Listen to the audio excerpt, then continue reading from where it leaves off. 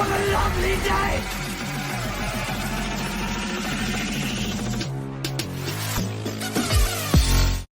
Welcome to Flat Earth Debate Uncut and After Show. I'm your host Nathan Oakley, and if you are new to this channel, or you've not done so already, then be sure to subscribe, hit the bell notification icon and join button if you'd like to become a Nathan Oakley 1980 channel member and keep up to date with the Flat Earth Debate. If you would like to support the channel, there is a super chat that runs alongside each of these shows while they premiere. There's also a PayPal, Patreon and crypto link in the info box below the video. Speaking of Patreon, I'm going to do a quick shout out to all of you who do support me on Patreon. So a massive shout out of thanks and appreciation to new Patreon, Maris, Harry Blade. Harry? It is Harry Blade. Mobile Mac 777, Neo the One, Lost Cat FE, Rob W, Open Minded, Reese Pound, Del West Watson, Mike, Muted, Dick Earth Skeptic, Chris Hillman, NA Literalist, Maria Neelands, Unbelievable Productions, Blue Ridge Ranger, Rob H, Burn Fat Till My Stomach Is As Flat As the Earth, Nathan Thompson, The Real Gabster, Windrider, Missouri Bear, Henrik86, Liam Nedrick, Erwin Jennisons, Abraham Mohammed, Dave Rakia Gafford, Adrian Quintana, Skeptic936, Life is Short, Fireball X, Felix Hung, TheFlatEarthChannel.com, Texas Mike, Edwin Johnson, Kirsten Smith, Alexander Main, David Wayne Foster, and Dank. Another massive thank you to all of you for supporting me on Patreon. I've got a couple of people in Discord and G+, so I'll raise the mic on them and you can enjoy their conversation while I set up for today's live show.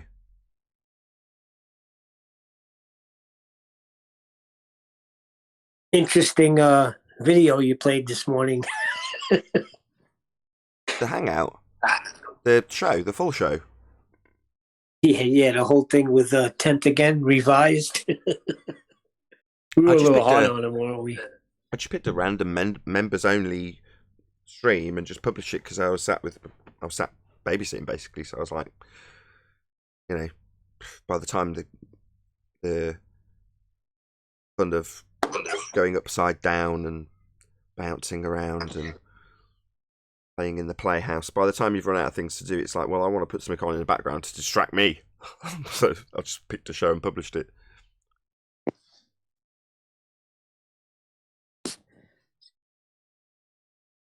Yeah, I was giving 10th a hard time. I was just breaking his chops, though.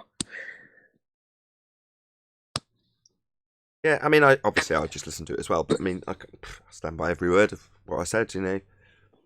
They made a false analogy when they said it's like giving them gravity when gravity doesn't affect entropy. It's like giving them unicorns. Okay, have you unicorns? No, that I agree with. You know, but when you're debunking R and then saying, okay, well, have your R back to move the horizon with 7/6R, now I'll debunk it because the black swan's much further than that as well. Like, what? Yeah, it's not the same as with the gravity when QE talks about giving them all the gravity they want. That's not the same. I understand that. I didn't say this during the argument, but in hindsight, I should say, Sleeping Warrior actually now agrees with us. He's never mentioned that on air, but at the time, obviously, he's knee deep in arguing gravity and just hears those trigger words. Well, have you gravity? And goes, "Ah, ah, ah," right? But now he's at the other end of it. He's like, yeah, no, I totally get it. They've got nothing on entropy. They've got literally nothing. It has nothing to do with it, you know. But it's like, so, like it or lump it, even with that analogy, even with us conceding, mainly for Sleeping Warriors, you know, benefit. Okay, fine, we won't say it just because you're telling us not to and you're fighting that argument. You know, we're not going to disrespect that, so fine. But in the aftermath, he's like, yeah, I totally get it now. I'll say he'll say the same thing. It's like, what's he got to do with it? And the gas expands in all directions, not just one vector. So gravity's got nothing to do with this. Right.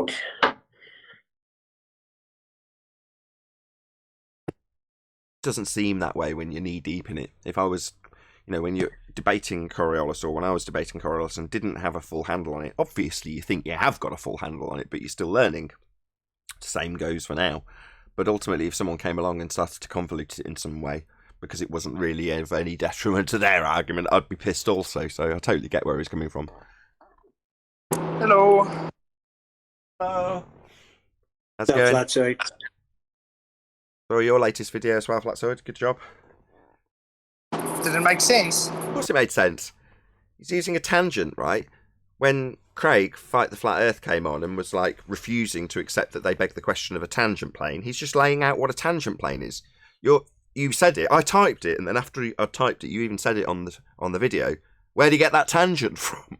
Right? They're all telling us how they don't have a straight line to the horizon anymore, and there he is with his tangent, all assumed. And you're pointing out this is a begging the question fallacy. You're assuming this. Why are you assuming a tangent? What is a tangent? Why have you got a curved surface belief this presumed to be straight, but we're told it isn't line? It's a complete nonsense. I mean, they're getting pummeled at the moment, aren't they? Yep. Yeah, they're getting hammered on every angle. It's kind of sad. Yep. Especially when you hear Ed Freeze. Oh my God. He's a retard. He's just thick. Yeah, that's the problem. I mean, Arwin even did it yesterday. He's like, no, he's got an overriding idea to try and be perceived as the most stupid person. I'm like, that would imply that he's got some overarching, grandiose, or more grand idea of what he's trying to achieve with his stupidity. And it's like, no, I've done the same with Ed and gone, yeah, somewhere in that there's got to be some rhyme and reason. He can't be this stupid. You kind of delude yourself. No, he is. In the comments after publishing the video yesterday, he's in the comments saying, this isn't natural. That was his response. It's like, this doesn't work on a flat plane. Here's it working on a flat plane. So had it have continued and we'd have bought into his burden of proof reversal fallacy with him here, he'd have gone, that's not natural. That would have been his next response. Like, are you having me on? Nobody's claiming this is experimentally valid data. It's just giving you a demonstration, matter of fact, there it is working. Not, is it natural? But again, just stupid idiots that hear us taking apart a scientific claim for its lack of science. And then when we point out in an aspect of that particular nonsense pseudoscience claim that it doesn't have a natural phenomena to study, they think that somehow is an overarching rebuttal when they get their ass handed to them. Here you go, here's an example of that exact thing that you said couldn't happen on a flat plane happening. Not that I wanted to argue it with him here, because it's just buying into his burden of proof reversal. It's like, why would I argue this? You're claiming curve. They're supposed to prove it. Well, at the point that you beg the question that the sun's beneath the sphere edge, we'll point out that you beg the question and this proves nothing. But he wants to hold up in false dichotomy a flat earth model because he's under the apprehension that we couldn't actually demonstrate it, even though we could. But for the sake of argument, let's say we didn't have Chris Berry's video and we couldn't demonstrate it, it'd say, well, therefore Earth's a sphere, false dichotomy. You can't do it on your model, it works on mine. And it'd say it by implication. He wouldn't even verbalise it in as much detail as I've just done. He'd just say, therefore Earth's a sphere, therefore I win. I had the same problem with Regals, with angular compression. He shows me examples of water curving over it says you can't show it on a flat plane. So then I do demonstrations on a flat plane, even over water. Then he's saying it's not flat. Right. They become deniers and hand-wave dismissers the moment you contradict their claim, which is, as in the case with this one, held up in false dichotomy, or with a burden of proof when they've said they can prove something like curvature, which they can't, without begging the question. But they're now so terrified they don't want to make that claim, and when they do, and you point out how wrong they are, round and round in circles you'll go, with them saying, no, what you've demonstrated isn't what you've demonstrated. Well, look at Ed yesterday. Ed yesterday, he said he could prove curvature. Then he brings up the sun and he goes, you mean to tell me that this can happen on a flat plane? What are you talking about? But that's interesting, Neil, because someone in the comments pointed out, I think how it was, I should remember these people, I think it was father of a stolen child, pointed out that what they're actually asking is, how does this work in reality? They've got their models and their reifications, but when they do that, it's like anything else that we've got to take the spin and spin it back on them. Well, they're trying to spin it into a claim that we make. It's like, well, no, spin it back into what they're actually asking. So you're saying, how does it work in reality then? How does it work on a flat plane? Because that's reality. You want to discuss and detail reality from here on forward then? Because you're not claiming curve. So either moan that they're not claiming curve, because they're not and they can't and they won't, ever. So just accept for what they say accept what they say for what it is, which is them asking how reality works. Now, in a debate, we're under no obligation, which is why I didn't want to go through Chris Berry's example before making it abundantly clear that I don't need to when they're reversing the burden of proof. But ultimately, it's like, maybe it's a bit of a tell. Maybe it's them saying, I'd like to know how it works in reality. When they say, well, how does it work on a flat plane? With an indignant tone that says, how do you prove my claim that I've not yet made? Yeah, right. Yeah, but they used to get away with that in 2016. I don't got John and Neil. Hold on 1 second, John. Go ahead, Neil. No, I'm saying they used to get away with that early, like 2016, 2017. They would have flat earthers like flustered a little bit. Yeah, running rings around them just by reversing the burden of proof. Go on, John. I've been dissecting like the meaning of words, really, and that I'm father of a stolen child on YouTube. Oh, okay. So was that your comment then? Yeah. I thought it was, and so that's I'm glad I got it comes... right. I'm glad I remembered who it was. Excellent, John. Excellent comment, and you're absolutely right. Well, it's like when they say mass attracts mass, what they're really saying is entropy isn't real, because mass attracts mass is the exact opposite of what we observe. Right. Change, decay. Yeah.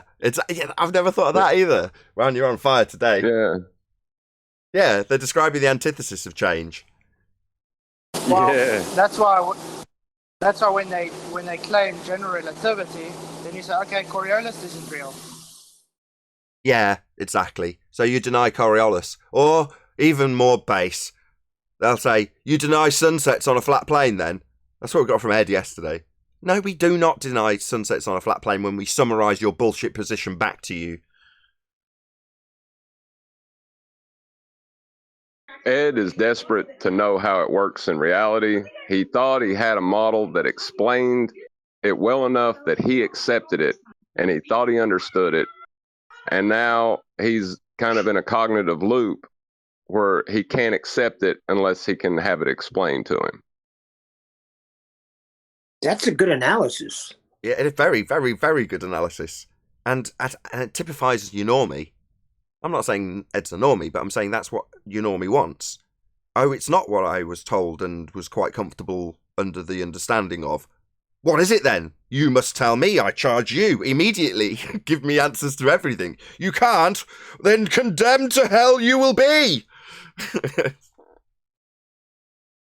Well, even more interesting than that is when you can't give them answers, then they charge you with trying to be a guru. But if you're just give them an answer, you are being a guru. It's kind of a sickening reversal in their minds. Yeah. They don't want to admit that they're actually literally asking you for an answer to a question that they suddenly don't have an answer to. And when that does happen, and I do recognise it, I'll say, well, you're in the same boat as us, if you're going to go from that perspective and say, well, what is the sun? Well, I don't know. But you're in the same boat as me now. As long as you accept that you don't have an R value, you don't have Venus as the same presupposed spherical R value, and then the application of Kepler's third law falls to pieces, and you don't have a distance to the sun. Well, once you understand all those things implicitly, and you read their own rhetoric, which tells you about the presuppositions and the assumptions, you can be left with no other conclusion. We don't know. Now, the other route you can take is, well, somebody knows. The people who told me it was this distance, they must know. So why do you think they've made up this rhetoric if they already knew? Why? I mean, what's the... They throw it at us, so let's throw it back at them. What would be the benefit of keeping that secret if they did actually know?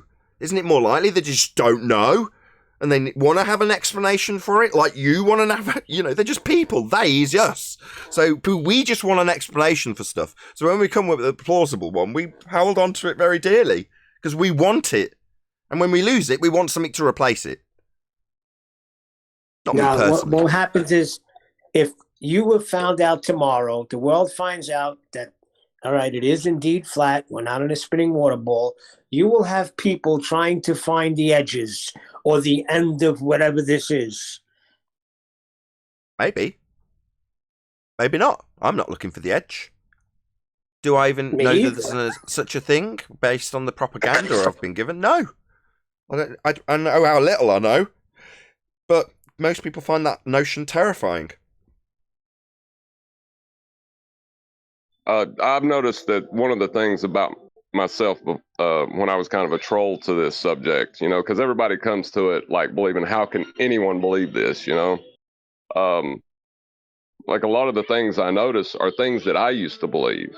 Like I believed if you were going to try to take away my globe, you needed to give me an answer to this. I mean, it's a real entitled way to look at things, but that's what I used to believe.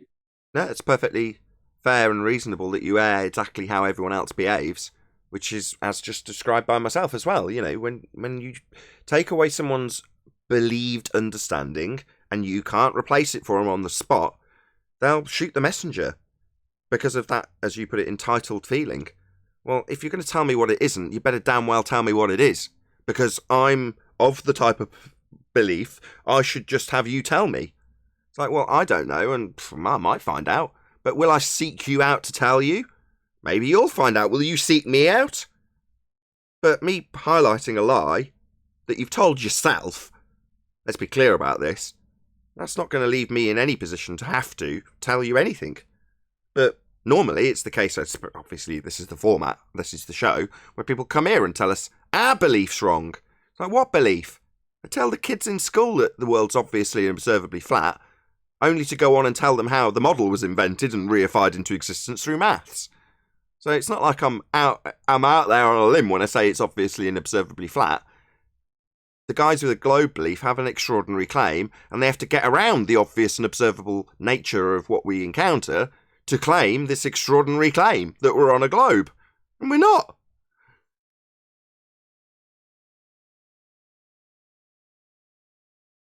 Yeah, there's mental gymnastics involved with it that, I mean, really it's taking a step back from it and looking at yourself more to figure out, you know, what am I really doing? Yep. I don't agree with the telling ourselves it's a lie. I think we were deceived at a young age. And Why? then it's too late when you're an adult, and unless this subject comes across you like it did us, and we could look into it more. I don't agree. But I don't think I lied to myself. I don't agree. So, when I was watching Science at NASA, it disclaimed that they weren't real images. So, the rhetoric we're exposing tells you that it's a model. You were taught about the heliocentric model. Now, it is left to you to reify that. That's on you. You know, I understand that within the movies, they've got globes and stuff, and they show Superman flying around one, but that's a movie. And at no point is there a disclaimer at any movie that says, by the way, during this presentation, you will be suspending disbelief. You just choose at what level you suspend it. Now, most people don't suspend it beyond the Superman, and will more than happily ignore the subliminal programming that they're on a sphere, their religious belief, in the background. They just ignore it completely. Well, doesn't mean that it's a sphere. And again, what's NASA? Well, they're a government agency. We all are perfectly aware that our governments lie to us. We're all perfectly aware that there is this thing called propaganda. You were taught about that in school too! So if you put the pieces together, you'll realise that it's propaganda, government lies, giving you a notion, a story, with a movie. And what are they doing? Well, they're giving you a story about the heliocentric model. Well, you could talk about the storytellings of the priests in a church going back 100 years and can make it comparable, very easily draw parallels. In this instance, they've got a visual presentation to go along with it from liars. Now, if you're saying that there is a liar somewhere along the line, it's the people who overtly say they're in a sky vacuum. Astronauts are liars. There's no two ways about that. I can pin it on them, but no one else, because I don't know anybody else. Who else can I pin it on? Anybody who's on the fringes may or may not know about the lie. And obviously the director's not going to be in shot, so I don't know who that is. So who am I left with to actually point the finger at and go, you have lied? Well, the astronauts, they've lied. But that's it. Okay. Who else are you going to point the finger at? Besides them. Yeah, I remember learning this in between my ABCs and 1, 2, 3s. I remember clearly learning about where we were living, what we were on, and how it worked.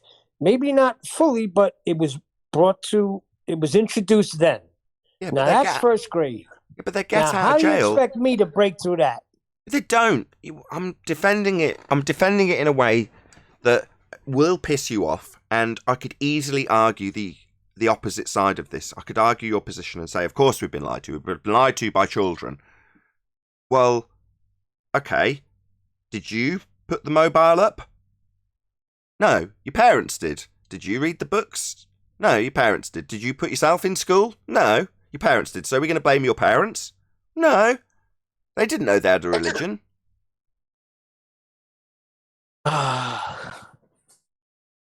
Well, remember when we were talking about the Hegelian dialectic a couple of weeks back, and how the possibility of this being, playing into that. I feel like it's unfair that I didn't point out that there are other possibilities too. Okay. I think it would be the Buddhists or the collectivists would believe that consciousness itself is sorting through the lies through kind of an interpretation of the subconscious, or people are talking to each other, and like when a flat earther starts arguing this, it's like it being born in fire, because everybody that comes to attack you is coming with, seems like, chainsaws, and Okay, after you're in it for a little bit, what was the first statement you made? I think the community. It's being figured out in the subconscious. That's another way of saying it's us to blame. And, at the point that you have that introspection that you've described, when you realise that you were entitled by saying, well, I must have an answer from you who's telling me my worldview's incorrect for whatever reason. Well, that's introspection. You can call it the subconscious or self, whatever you like, but, that's just you reflecting on your own misapprehensions and becoming more aware of what could be phrased by Neil as deceptions. But that's still you, and you assessing it, right? Yeah, but look at the way they did it, Nathan. 1 + 1 is 2. Who's they? Okay, when you're in school, you're being taught how to read, how to write, and all of that works, and it's true. So Okay, and then they throw Who's science or so-called science at you. So you Saying trust in them because you are learning, but then they throw a monkey wrench in there, and they start teaching you pseudoscience. Who's they? Well, I'm talking specifically, I'm talking about the education system that I was in, which was a Roman Catholic school. Okay, so the education system, if you want to go back through the history of how the Jesuits introduced this into the education system, that would be the heliocentric model, a teaching of a philosophy. Then you can look at that and go back to history and point the finger. But ultimately, when you get back to your actual influences of this, you're talking about your teachers, aren't you? Yes. And did they in any way, in your opinion, intentionally deceive you? Lie to you? Or do you think they just went along with whatever was in the curriculum? No, they're going with the curriculum. I agree with that. But I'm sure that some of them, especially if they're teaching science, you can't tell me they didn't understand gas pressure without a container. You can't tell me they didn't be like, oh, wait a second. How are we breathing? Why not? QE didn't know it. Yeah, and I'm very pissed off at him for that. Well, why be pissed off? He's embarrassed, right? It's one of those things, one of those few things. Well, he should be. He shouldn't be. Why should he be? What do you mean? What are you talking about? How do you not pick up on this? Because we were all morons before yesterday. Right. Yeah. Good morning. That's why he phrases embarrassment. When he's discussed it with me, he's gone, exactly. Why didn't I pick up on this before? Well, so you could say that, you could live in that kind of frame of mind forever, going, oh God, I can't believe I didn't realise this sooner. It's like, well, you only realise it when you realise it. No, but I asked that question many times. Where were all these supposed scientists when they were implementing this nonsense? They were busy squaring circles, like Andrew Thomas Young. He doesn't think he's doing something wrong, when he explains with doublespeak that you've got a line of sight to something you cannot see. He thinks he's doing a good job. He's just a guy, Neil, with kids and a family and parents. Just a guy. Now that's become part of the rhetoric. But where did it come from? Us. Him. If he was stood in front of you now, you'd just be talking to him like he was one of the debating panellists. Just some guy who happens to have influenced the rhetoric. Well, lots and lots of tiny little influences on the rhetoric. Before you know it, we're all on a spinning ball flying through a vacuum. Yes, exactly. With other spinning balls. None of these people necessarily, with the exception of astronauts, are lying to us. They think they're doing a good job. Andrew Thomas Young, if you were to, not get him in a corner, but, you're just having a beer with the guy. And you were like, what did you do today? Oh, well, I explained how the geometry of Earth works with atmospheric refraction. It's really complicated. I've done it. I've done a really good job. Do you want to see my diagrams? And the guy's talking to him. He's rolled his eyes back in his head. He's gone, oh, because he's obviously so bored to tears. But for the guy that's doing that and squaring that circle within the heliocentric rhetoric, in this case Andrew Thomas Young, just a guy like you and I, he thinks he's doing a good job. Not lying, doing a good job. So Becky looking at the was stars and claiming she's doing science is doing a good job? Becky thinks she's doing science, that's right. While we laugh at these people with the advanced foresight to know that they're wrong and how they're wrong and why they're wrong and explain that to them, doesn't mean that they knew they were wrong but were lying. She thinks cousins are our rocks. Why? Well, because her religion has got all of it being born in the heart of dying stars. So she can make that connection and say it with a straight face because she actually believes that. She's also with no a bigot. scientific evidence. Well, she's a bigot. She says it's not all right to think something other than that. It's not all right to think the Earth's flat. How dare she? What a bigot. Well, there's a second side to that too. Go on. Well, if the Bible's correct, then there's principalities which rule over like behind the scenes that we don't see, that come up with false knowledge to trick us. And there's always that. But you'll never prove either way. You know what I mean? Oh, Ephesians 6:10, the prince of the power of the air. Of course. But if you take but that flies in the face of my example with Andrew Thomas Young. I could be incorrect. While I'm describing him just at work with his pen and pencil, figuring out this terrestrial refraction, moving R with R, while he's doing that, it could be that he's actually just been to the lodge and they've told him, we're going to lie to these people. Now, this is how the lie works. And make sure you drop in something that dupes them with a bit of laughter in it so we can have a good chuckle while they all fall for it. Now, that could be the case also. I have no idea. I don't even know the man.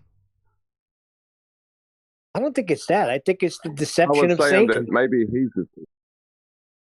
Go on, John. Go on, John. Pilot.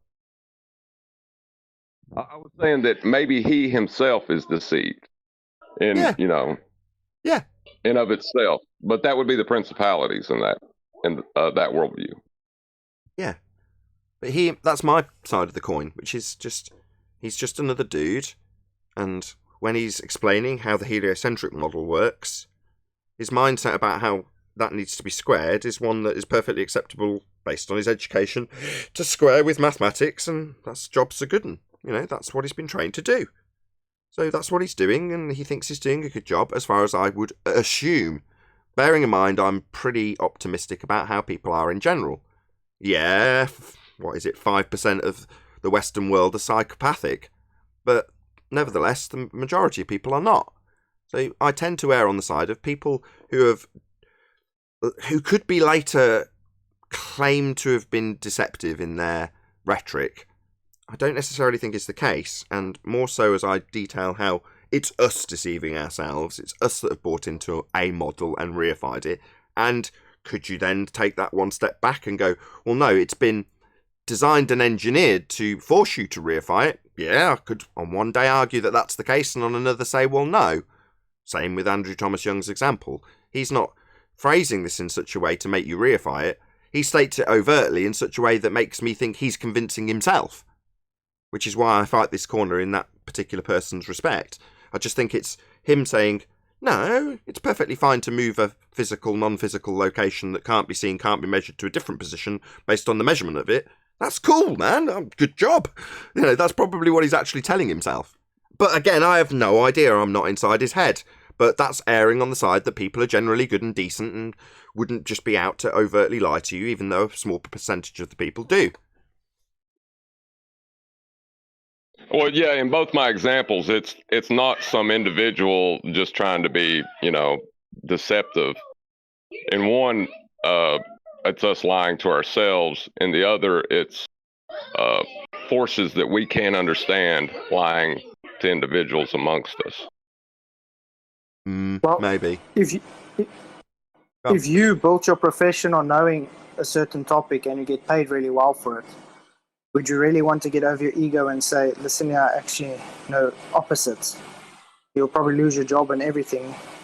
So you never know. Maybe he does know. He just is too scared to do anything about it. Well, we're on the cusp of a paradigm shift. It's pretty obvious now that this isn't going to stay in the, it's eventually going to break. And I don't know when the tipping point's going to be. It may not be in our lifetimes, but it's obviously a paradigm shift. How do you know breaking already? How do you know that while we're in it, how do you know that we're, from the outside perspective, which is definitely the case statistically at least, I can argue this, we're an insignificant speck of dust in the scheme of YouTube and general news media, and we are basically dwarfed by a cold coming along. We can be forced into almost obscurity temporarily, while something else a bit more exciting comes along. Therefore, it could be the case that we're only here to make the people who see us at a cursory glance realise that we're here to be ridiculed. Do you think we're in a That's small assuming that's assuming that we're a measure of our popularity. Who knows how big this thing really was or really is before 2014, 2015? Who knows how long this thing's really been going? Because all we have are the word of priests that have told us that this has been around for 500 years. I've only been around for 31. I have no idea how long this lie has been going on. Yeah, good point. No, what I'm saying is we're not in a small corner of the internet. If you go to the NASA channel, read the comments, there's people mocking it. There's flat earthers on there. If you go to Vsauce and go to his comments on some of the videos that was 6 years ago, and you have people mocking it. So what? So I think we're... What's that? So what? Okay, I'm saying it's a little more than just a little corner of the internet. I don't think we realize that there's more people out there questioning. Okay, so in the scheme of what you've just described, you've got a video. Let's pretend, for the example, that this video is about how Earth's a sphere, and it's got 60 bazillion views, but there's a few people in the comment section that say, no, you're lying, actually radius debunk. Yeah, the video's still telling bazillion people that Earth's a sphere, right? So which is going to be... I know what you're saying, well, that's not insignificant. Well, no, it's significant, there it is. But in the grand scheme, we could very well just be here to maintain the ridicule status that we have. Just saying, just throwing it out there. We're in a paradigm shift. I agree with that. I get within the next 10 years, there's going to be a radical change. I love it. Oh, no, it ever won't the be optimist. in the next 10 years. Yep, definitely a paradigm shift. Yep, definitely things going to be coming up flat Earth soon. Any day now. No. We got guys like Chemo. Come on. The arguments for flat Earth have never been as well laid out as they are now.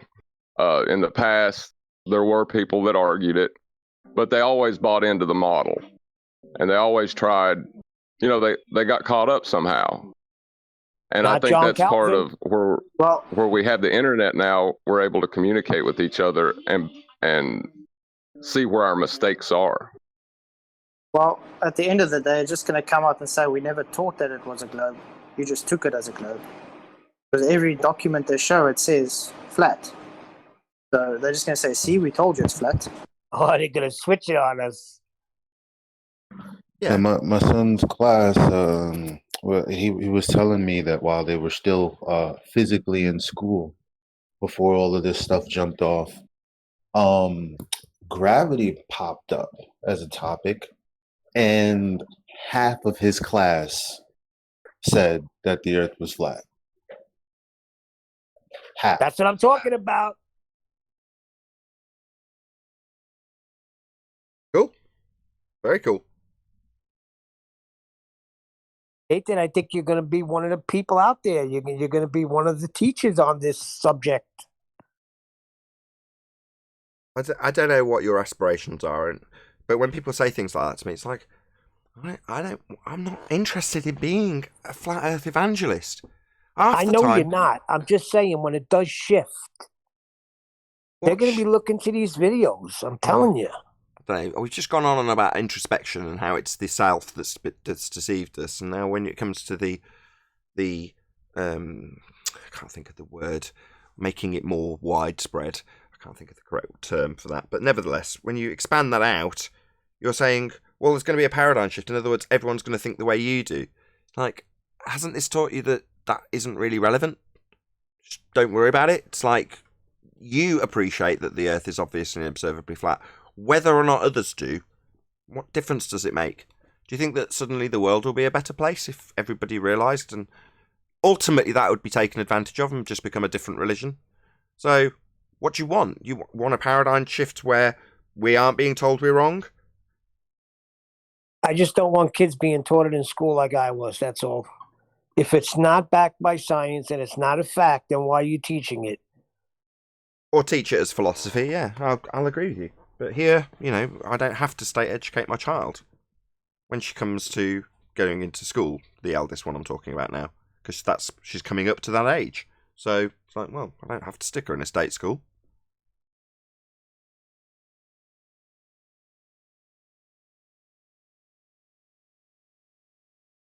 Anyway, it doesn't change. Anyway, it doesn't change reality. No. Right. Only your perception of it. What is reality? Well, it's based on what you experience with your senses. So that's the limit of what you have in that regard. But you want paradigm shifts. You want everyone else to feel the way you feel. No. That's not it. I'm just saying that this is a strong subject. What they have and what they've been teaching is not backed by scientific fact of any sort. And we have a good argument here. And I'm just saying that if we're living on something that is not what they told us we're living on, to me, that's big. Now, what you do with the information is on you. But we could still put the information out there.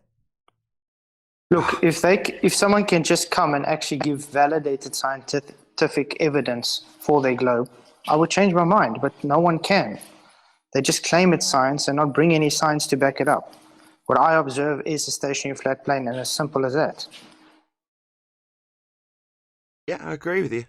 It's nice being able to play devil's advocate rather than have you guys do it to me.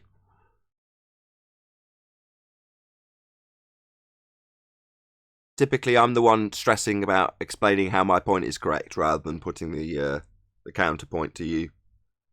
I know it's going to be the case as soon as I press go on the live show. As soon as Arwin gets here. It's a pulverizing topic, though. I also love that. Who's that guy that came in? It was you, Nathan. Well, Neil, Nathan, and some other guy that has a YouTube channel. And he spoke about entropy, and it was very hard for me to put it to people in a way that they would understand, especially when there are people like Zanuck just throwing scat everywhere. And I just decided, okay, well, let me look up some synonyms for entropy, and it's like, whoop, there it is. Decay, disorder. What else can you say? And so, like when you attempt to show these things, and you say, well, you know what? Why don't you Google synonyms for entropy, and you let a person do that, and then you say, okay, how do you have a system next to something that's completely empty? Well, maybe not completely empty, but mostly empty, theoretically, right? And then they get it. It's just Not about really. putting it Depends to who them you're in talking to, terms though. that are very simple. He qualified it. He said he's not talking about people who we talk to. He's just talking in general. He did say that. Okay, but to be fair, Zanuck isn't the brightest tool in the shed. Don't underestimate Zanuck. He thinks reference frames. You never leave a reference frame. His skill is to doublespeak, obfuscate, and confuse people. That's his skill. That's what he does. So, don't confuse that with stupidity. Yeah, him and Rumpus are the best at what they do. Right. Yeah. Respect your opponent. I'd say that. Go on. I'd say they're woefully ignorant. Again, I don't agree. Well, what Zanuck does is he has a lot of energy. He'll respectfully talk over you, get to the definition before you do, and then throw his scat in there, in the mix. But there will be, like, the audience will feel like there's some validity to it because he's going to throw the definition of what you guys are talking about out there first, and then he's going to put his spin on it and beat you to the punch. And again, that takes skill. Hey, everybody. Hey, Brian. Yeah, him and Rumpus I totally are agree. awesome. But I completely agree with you, Elijah. That's exactly correct. You know, you've got to be confident in your argument, confident in the rebuttals you're going to receive, be capable of preempting those things, and you know that's not a skill that everyone has. So when you say Rumpus and Zanuck have got the best tact in that regard, they have. You know, but you've got to respect your opponent, regardless of how slimy and scummy their tactics are. They're still their tactics, and they're going to employ them. Yeah, but skill isn't intelligence. Okay, we're just going to have to give you this. Okay, fine. It's not intelligence. Fine. I'd have to agree with Nathan. They're two scummy lawyers. They're very smart, and they're lawyers. They're not very smart as in flat out very smart, but very smart as in for what they do. They're two lawyers, and they'll say anything at any time they need to say it. That's why I say woefully ignorant. Willfully, I missed that bit. Okay, yeah, then I agree. Yes, willfully ignorant. Absolutely correct. Well, they're choosing to be ignorant of certain things, and in fact, they'll demonstrate it by rumpusing those points so that they can remain ignorant of them, and hopefully so will the audience. But yeah, but again, that's, you know, there's a difference between being right and being stupid. Well, being wrong doesn't mean you're stupid if you're intentionally being wrong with ulterior motives. To confuse, to obfuscate, to distract, whatever. That still takes skill and intelligence to do. So, you know, just don't underestimate your opponent is all we're driving at. But willful ignorance is a good way of describing it. I'll agree with that.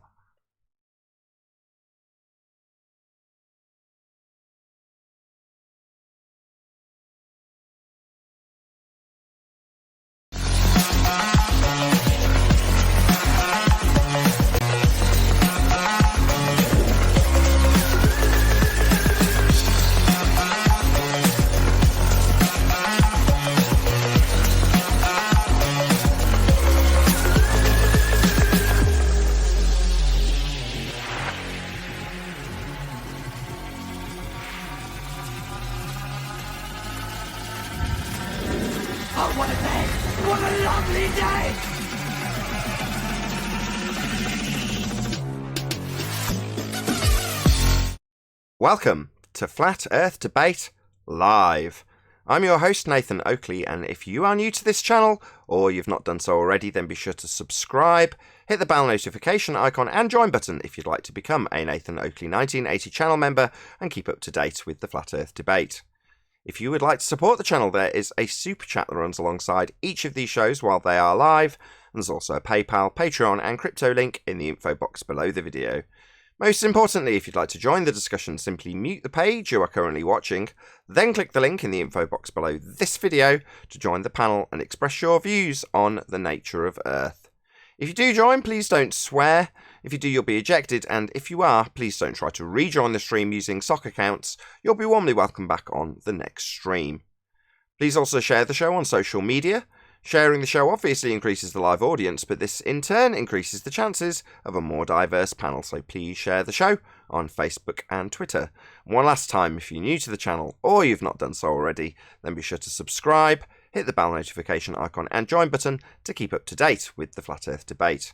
Now, we are joined by Flatzoid, Neil, Brian, and a whole bunch of people in Discord, so welcome one and all. Hey, everyone. Hello. Hey, baby, let's Hello, go. hello. Good morning. Good to be here. Good morning. Woohoo! Woohoo! Very exciting. So, any evidence of a physical geometric sphere edge horizon, formerly known as Earth curvature? That wall No, because you don't. No. Go on, Flatzoid. No, because you don't get tangents. You don't get tangents, so where do you get an Earth curve? Right, so Flatzoid released a video in the last 6 or 12 hours or so in regards to main surveyor and his presupposition by way of datum of a tangent. Now, there's two issues here. Number one, we're being told that we don't see tangent lines to the horizon, it's bent. Not a tangent. That's the first problem. Second problem is, why are they assuming a tangent? That would be a straight line that they don't have to the horizon with a curved surface beneath it. Why would you assume such a thing? Now, Flatzoid's trying to point out this is a begging the question fallacy with his latest video.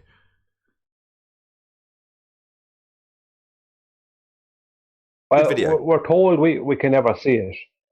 And that was the original comeback after the Black Swan at the start of 2020. And then they changed it to, you can only see it from a high elevation.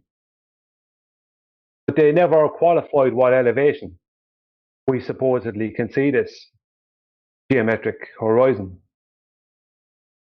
So could they please qualify? So we have something to hold them on? Could they make a claim on that? Would that be possible? Well, you could, but you're going to hate me for saying this. There's no need. And the no need is because what are they going to claim in regards to what are they reducing? Oh, terrestrial refraction, the amount of hour-based refraction that they're having to look through. The amount of curved atmosphere, meaning that they can't achieve a straight line tangent to it under any circumstances. Well, if you go up higher, you're going to go through more of those layers that are presupposed in 7/6R. But what's the other problem? Let me think a second. Oh yeah, R. What about that R? Are they trying to get around the fact that you've got less of 7/6R if you go up? Their refractions are based, Brian. So who cares? I know, but this is why they changed it. They changed it to, you can see it from a high elevation. In other words, what they were trying to say is that you won't have refractive problems from a high elevation. But they have yet to qualify what exact height that is at. They've just dug a hole for themselves. That's all. The geometric horizon, a geometric horizon, and a refractive horizon appeals one another. You can't have them both. I know that. This is the problem they have. So they have to actually give us an actual elevation that we supposedly can see this supposed geometric horizon from. But that would mean at that elevation there is no refraction. This is what they have to. This is what they have to claim. This is what they have to do because this is what they've claimed. Yeah, they But do. they have a problem there as well because Go on. they claim there is no edge of a sphere. Yeah, there is.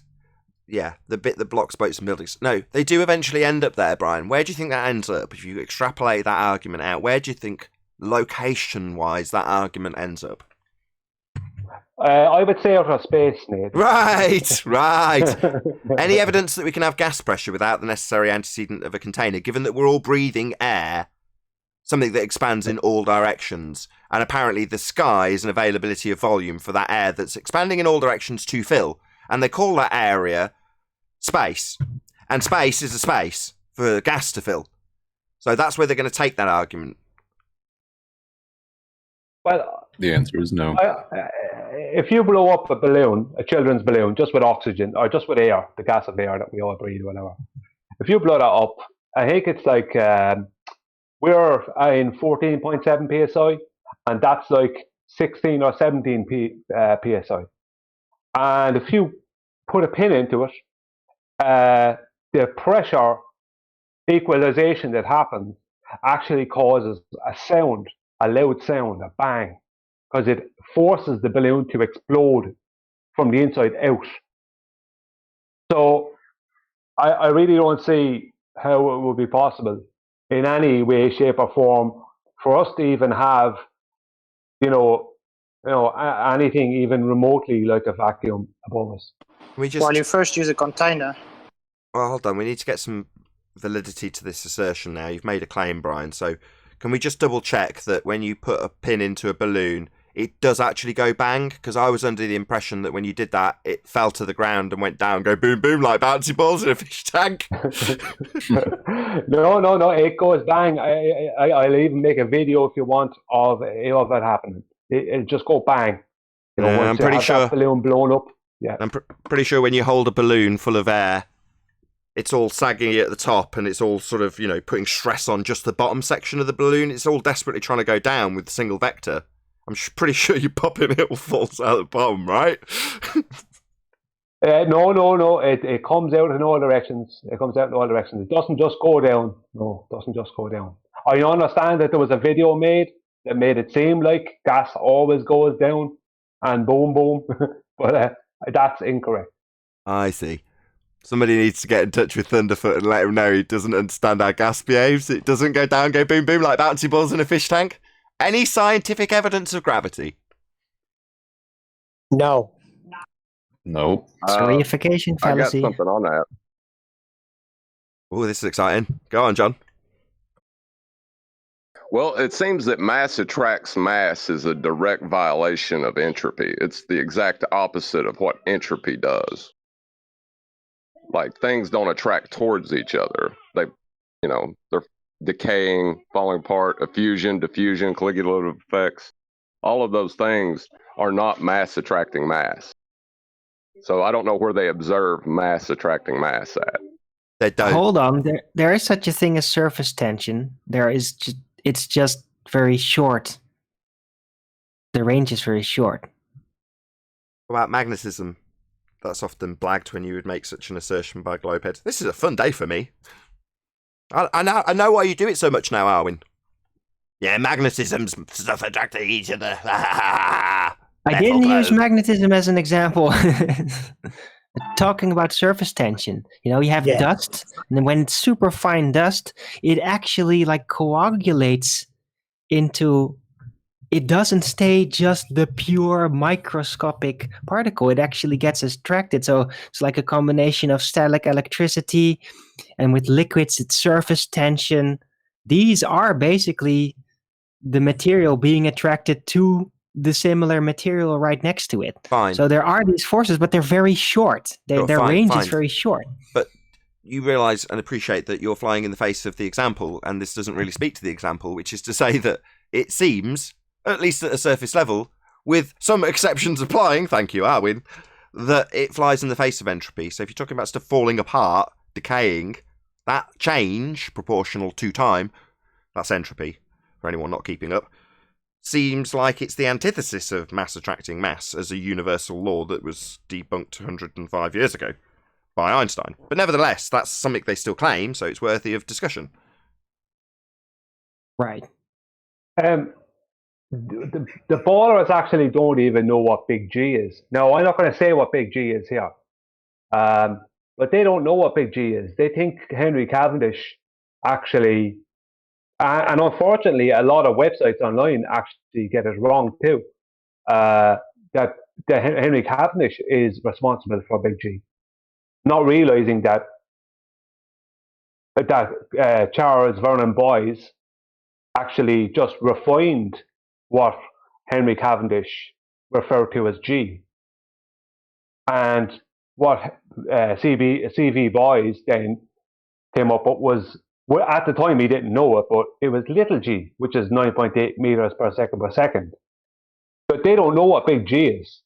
But I'll give them, if you don't mind, I'll give them a hint. E equals mc squared. That actually refers or makes reference to big G. So they might be able to figure it out. But Brian, wouldn't that mean that Coriolis is then his bunk? You'll have to link that for him because I didn't follow that. Neither did I. Big G is the universal gravitational constant. The universal gravitational constant is not the 9.8 meters per second squared. That's little g. That is their version or their acceleration, their calculated acceleration due to gravity that things fall, on an earthly basis. Big G is the universal gravitational constant, and that's the speed of light, as gravity is said to move at the speed of light in the universe. I thought you said you weren't going to tell him. MC squared. Sorry? What's going on? You said you weren't going to tell him. Oh, well, when you didn't know what I was talking about, I said I better say something. I did know what you were talking about. I was talking to Flatsoid. So he mentioned Coriolis, and I was like, you're going to have to explain the link, because I don't get it. Not you, but yeah, I didn't understand. Sorry. Let me give you a little hint. Relative speed. Nah, you're going to have to do better than that. This is going to be tentative at best, and you now know it. If you are standing on a train, moving at 4 miles an hour, are you moving at 4 miles an hour or 4 miles an hour plus the rotation of Earth?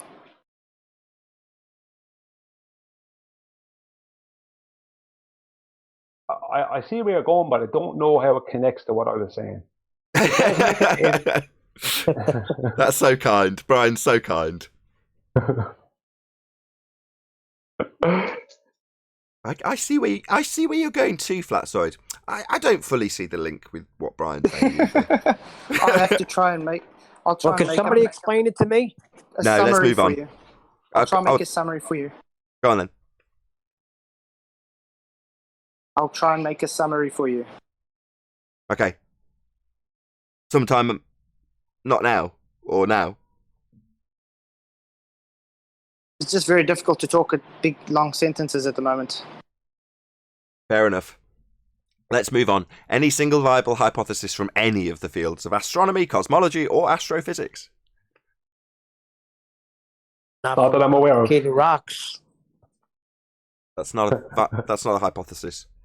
Stating that our cousins are rocks is just nonsense, as opposed to a hypothesis that's valid. What about swinging a bucket of water over your head? How about chucking a bucket of water over your head? Hey, Chocolate. Not a valid hypothesis. I don't know if they claim that either, but maybe you can explain that one, John. I was told you spin the bucket of water around and the water don't fall out, so gravity? That's not a valid hypothesis, no. It's also not gravity, but there we go. It's neither gravity, is it? Most ridiculous thing I've ever heard. And lean it over, it falls out. I ain't got nothing. Never mind. No, that's fair enough. I've heard it said before. It makes no sense, and you're airing their side of the argument, so it's no smear on your character. Hey, Arwin. Hey, Chocolate. Hey, anyone else who's just joined? What? Some issue with, I was here all the time. Is there an issue with G+? You seem to be dropping in. Maybe there's an issue. I just shot up. Oh, is it you, Tenth, that just showed up? Okay, hello. Good to have you. Yeah. No, I re-logged in because I don't think I was getting through. Yeah, that's what I was asking about. You are coming through. It's just often people don't, they talk over each other and you don't necessarily get responded to. Anyway, enough admin. No viable hypotheses then. Well, you could consider that our cousins being rocks, complicated rocks and all that, it is potentially you could consider it biblical, remember? So still not scientific though. But... Yeah, have you ever seen somebody put the list of comparables between the Christian viewpoint on things and the heliocentric viewpoint on things, and how they're in complete polar contrast in every single respect? Mm-hmm. Yeah, which makes it so funny that they would think like this because, yeah, when you remember that Adam was supposedly made out of clay, yeah, well, clay is really just grounded up rock. So, in a very, very far sense, before we were live, yeah, you could consider us cousins of the rocks. The clay. Well, till 63 years ago, is it? Somebody corrected me. I can't remember who to thank them, but it's about 60 years ago they came up with the Big Bang. The Matrix. Yeah. Stupid fantasies. But that's where they get their dirt from, though. You're saying it's comparable to... It's the spin on the get your own dirt joke. You know, there's a scientist and God, and they're saying... the scientists say we could do a better job. And God says, okay, knock yourself out. So they start getting some dirt together. He says, whoa, whoa, whoa, get your own dirt. Well, yeah. This is a spin on that. So it's saying we describe how we've come to pass as being a creation story that has everything coming out of nothing, and then stars coming to the end of their life, imploding, exploding, and ejecting all of that matter out into the world, and eventually that coalesces, and that's how we have all the different elements that we have that eventually create life when you've got a pool of soup that's hit by lightning with enough time passing. Allegedly. Well, that's their story. That's just their origin story. It's a philosophy with an origin story. And it's awful. Yeah, I'm not going with that.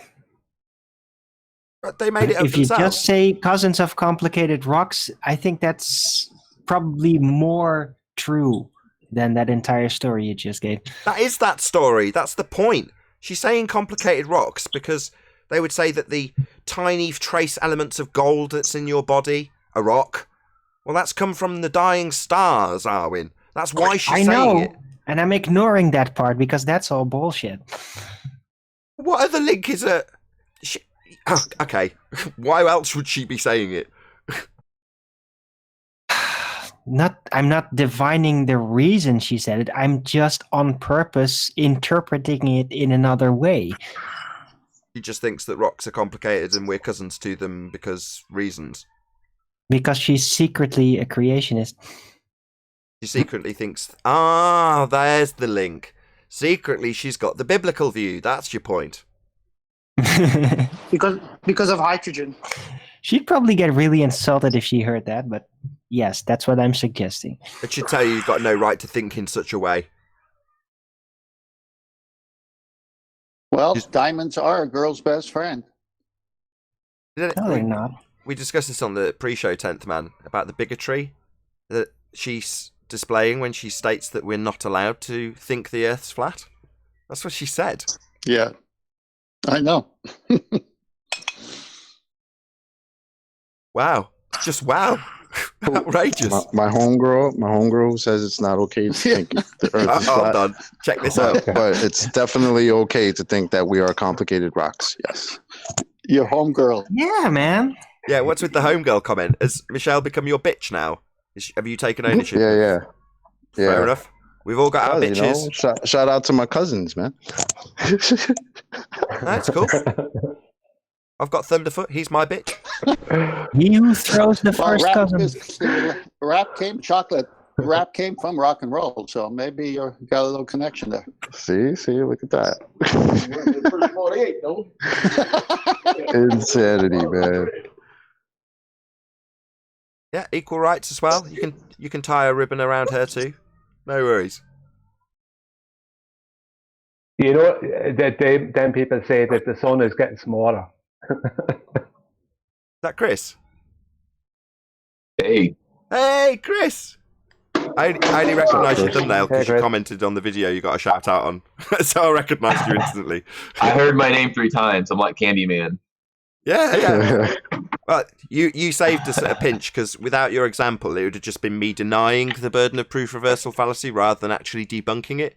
I mean, I'm perfectly justified in saying I'm not going to justify this on a plane, but the fact that you'd already done it for me is epic. Right. Yeah, no, it's good. Bad feedback from Neil. Neil. Neil. Yes. You put yourself on mute. Thank you. So yeah, I just saw you had a little cutout snippet, like 12, 13 minutes, whatever it was, or 17 minutes, I think, actually. And I was listening to that. I listened to a lot of your little snippets. I don't have a lot of time these days to listen to the full, 2 hour plus shows. And so I was listening, and I was like, within the first 20 seconds I saw my video, I was like, wait, what? What's going on? So then I watched it all, and I caught on pretty quick what the guy was saying. I don't know who that baller is, but it's right. I mean, and that's why, I fell into the trap, and that's why I even made that video, because people like Bob, the Alliance guy, and, Blue Marble, and all these ballers, everybody was like, oh, well, you can't have sunlight underneath the clouds when the sun is, above the clouds in your quote unquote model. Right. So I fell into the trap, and I thought, well, okay, good question. How does that work? So I did a little research, discovered albedo, and then did 3 different rounds of tests.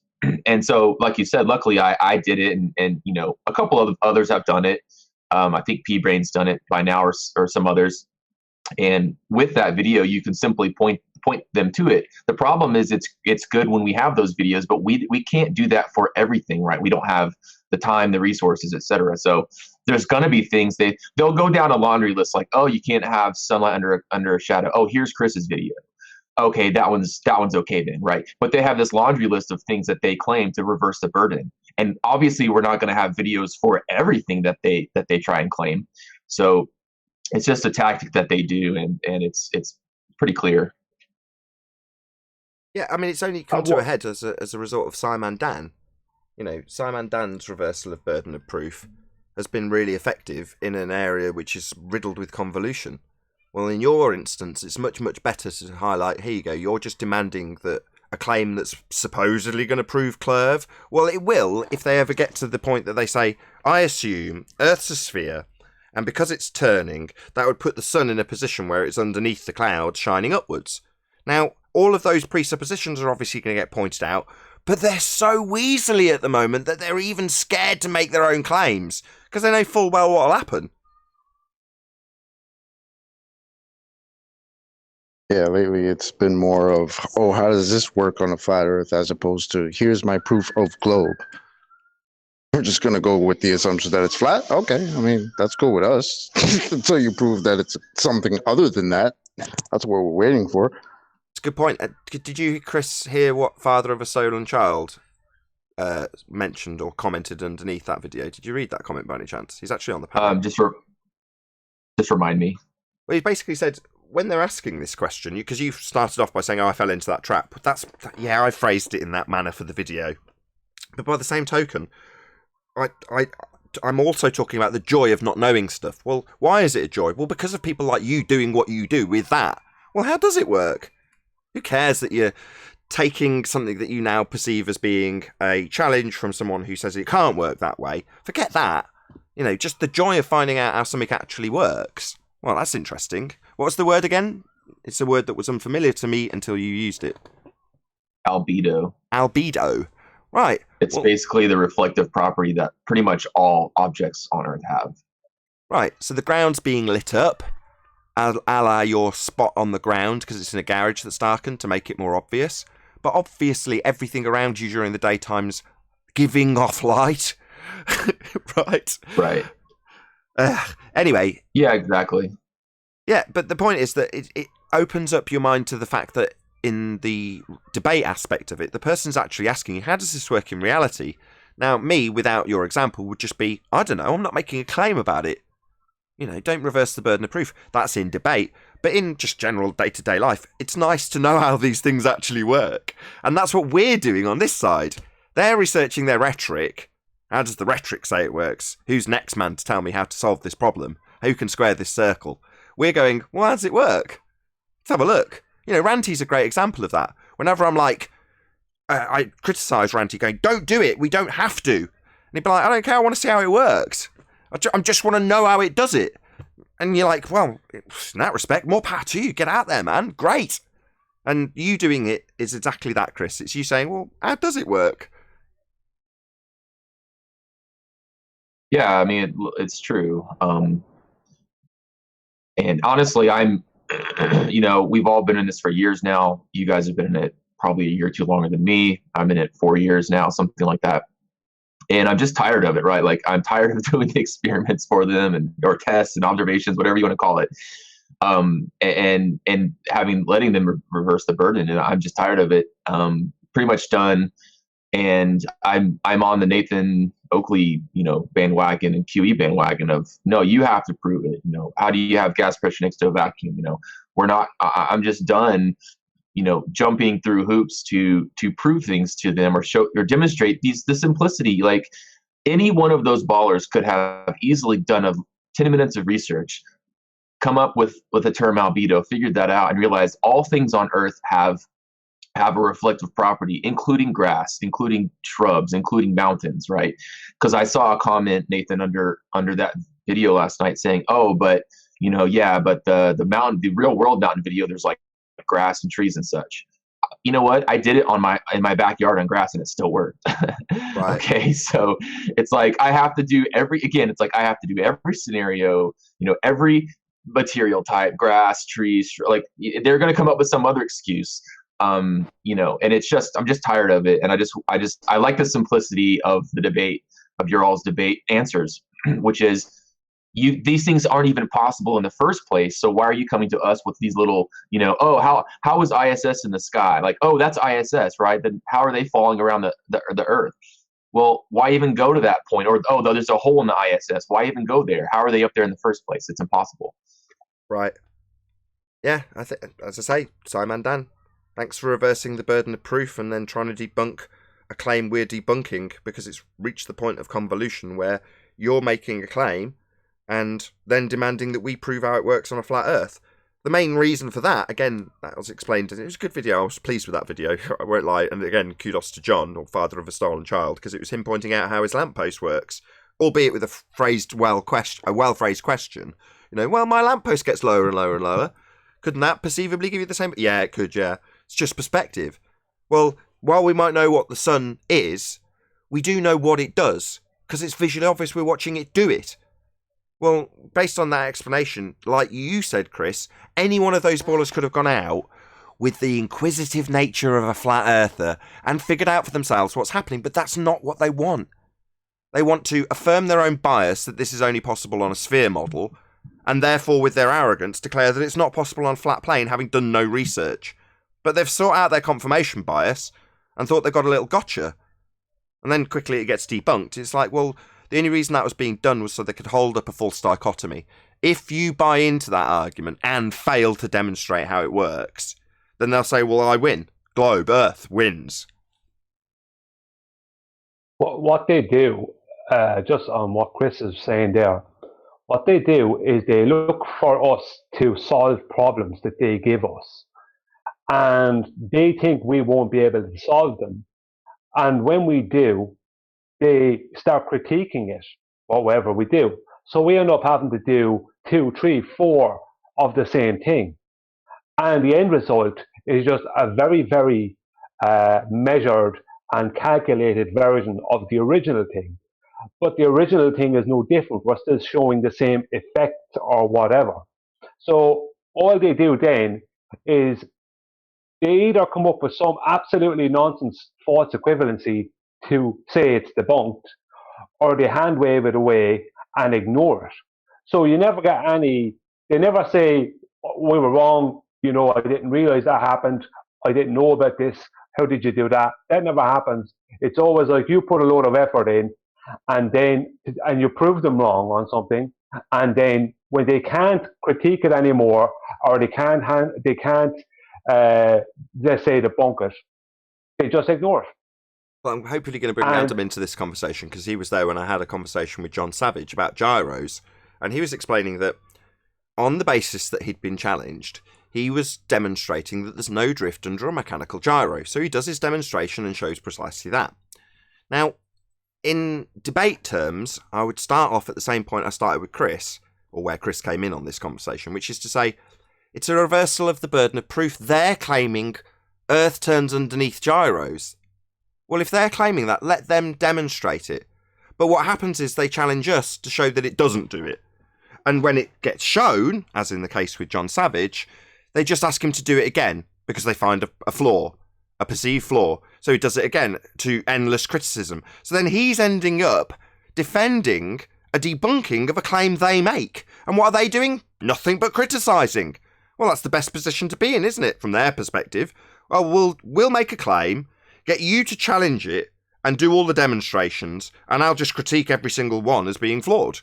I won't demonstrate a damn thing that backs my claim.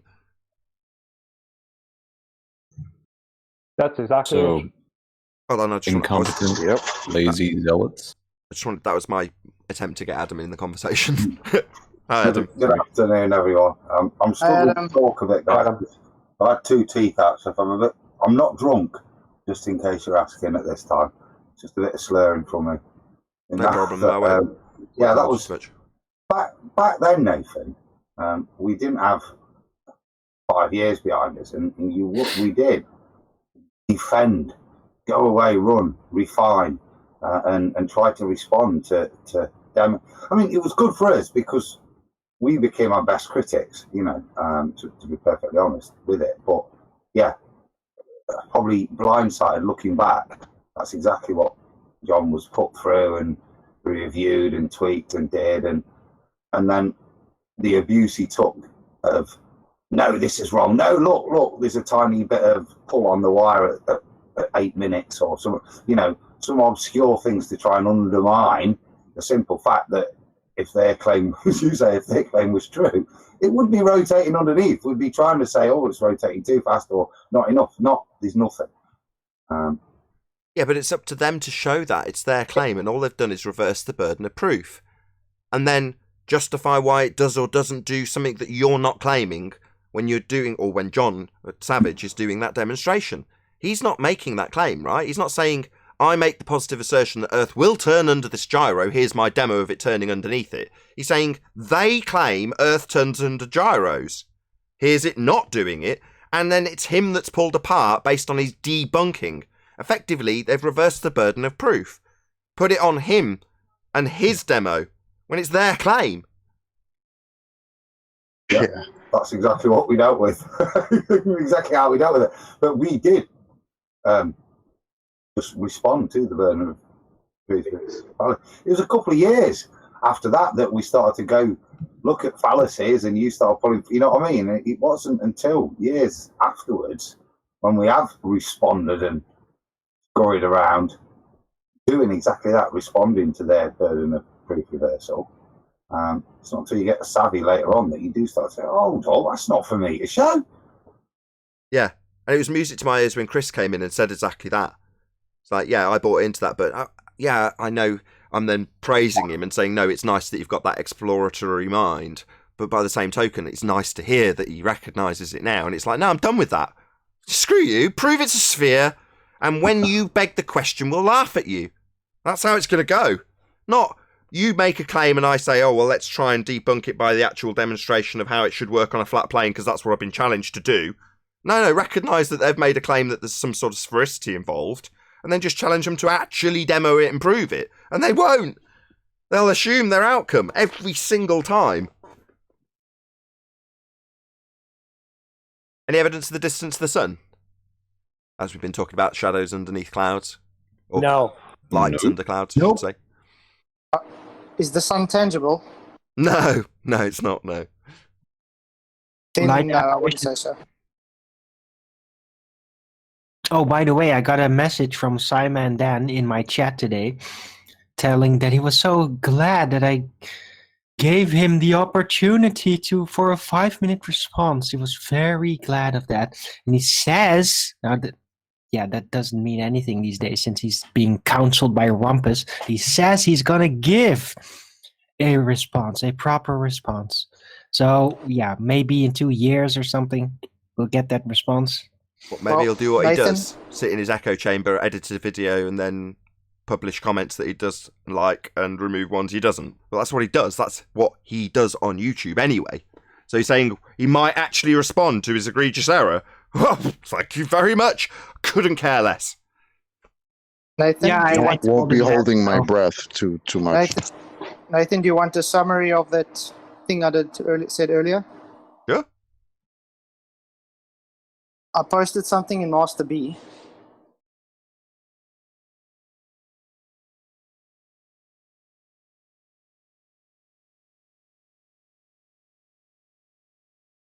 Okay, it's in the wrong axis and I can't flip it in Skype. It's hand-drawn thing with a cart being pulled, yeah? Yeah, it's On the actually wrong- based on Simon Dan's tractor. Yeah, it's on the wrong axis. Well, anyway, the whole thing is relative speed.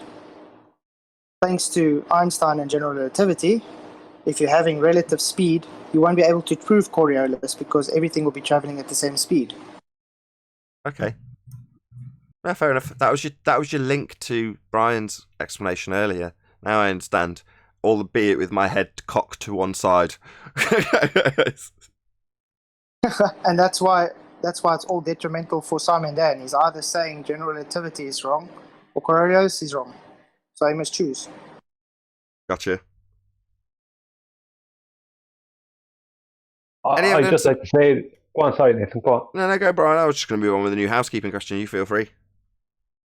Yeah, that according to Einstein's theory of general relativity, when you drop something from your hand, the Earth is coming up to meet it, just like in the Flat Earth Society rhetoric. That is actually the ballers. The ballers' actual rhetoric is the Flat Earth Society rhetoric. When it comes to that. Exactly, and that's why they don't have rotation. Hold on. So they actually debunk gyros in the same instance. Hold on. Explain that to me again, Brian. It is.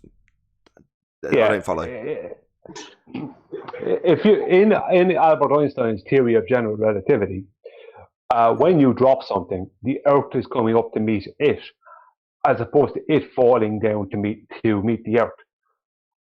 That is the exact same thing as the whole Earth, supposedly in the Flat Earth Society rhetoric, where the whole Earth is supposedly moving up the way at 9.8 meters per second square.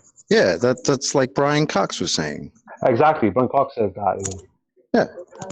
When he was describing gravity as no longer a force, that Einstein's iteration of it actually describes the apple. Instead of the apple falling down to meet the Earth, it's actually the Earth rising up to meet the apple as it dangles in the air.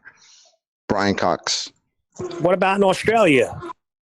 Listen, ask him about that. I got the answer to that. Go on. I fell into relativity for a long time. I got the answer to that. They believe that mass is warping space-time. So that's cool. World we perceive within the third dimension is apparently flat, but fourth dimensionally, it's a sphere. So, if you're in Australia, I knew it. Good one, Eventually. So it's geodesics in space-time being bent that solves this problem. Is that what you're saying? Yeah. Yep. That's it. That's what they're saying. But I think there's other explanations. I mean, it's not proven. No, it's just an assertion based on a loosely observed phenomenon. What phenomena? That's what I was going to ask. Well, the assumed path a particle takes. You know, they're assuming that it. You know what I'm saying? Like I said, it's not, there's no observed phenomenon. No, this is all in the abstraction. This is all in pseudo geometry.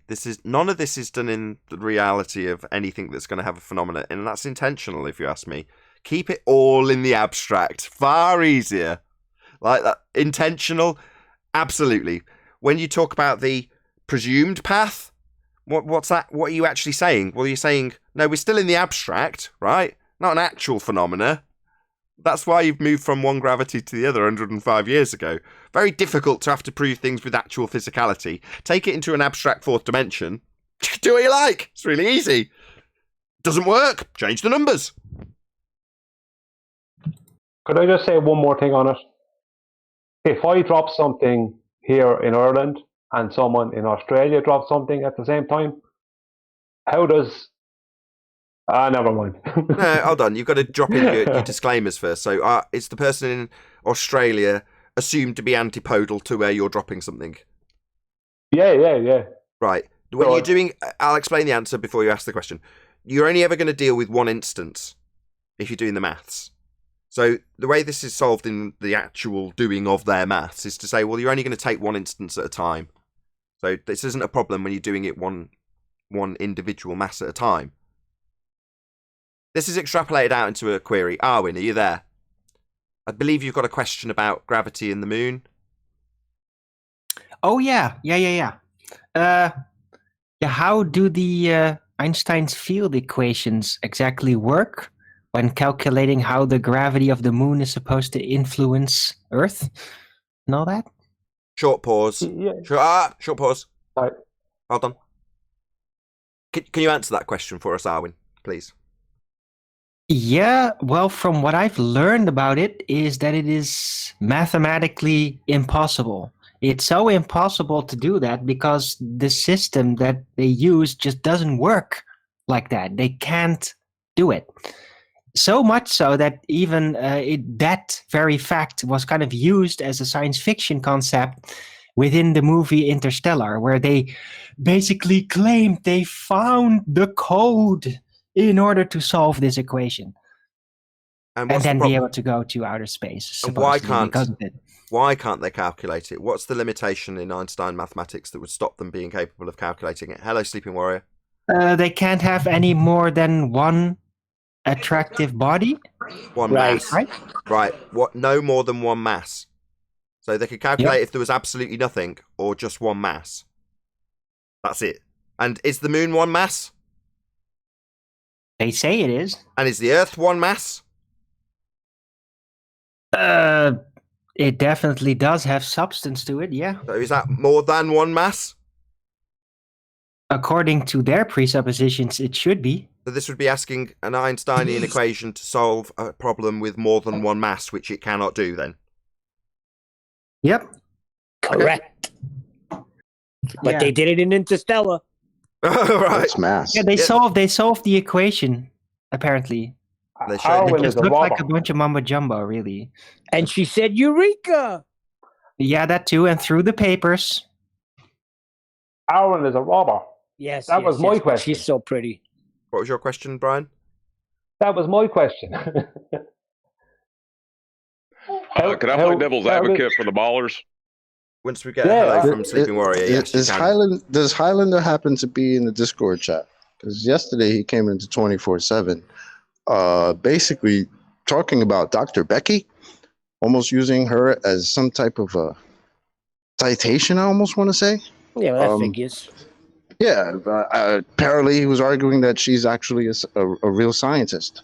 I have to, 1 second. I asked Trumpus that question weeks ago. Okay. About the moon and the tides. Get a good response? Oh, he's supposed to come back with the mathematics. He'll come back later. Okay. Good luck with that. That's what that was. Stuff. Hold on. Neil, John, go ahead. Well, if I was still a baller, I would say that's a straw man. All motion is relative. Einstein's equations are not meant to have more mass installed into them. They're just merely there to explain the three-dimensional pseudo force we experience as gravity. Pseudo, you say? Pseudo, yeah. Okay. What must it be like to experience a pseudo force? Hold on 1 second. Sleepy Warrior, hello. Howdy. Hello. Hey, Tony. Riley, what up? Tony. Afternoon. Did you want to add something, Sleepy Warrior, while I've cleared the air for you? Can you hear me? Yeah, perfect. Yes, we can. Perfect. Good level too. Yeah, I joined Nathan because I heard somebody complaining that about he was getting tired of our ballers basically pick everything apart on everything that you have. Okay. Or did you just break up? No, he just broke up. We've lost you. Yeah, you just broke up.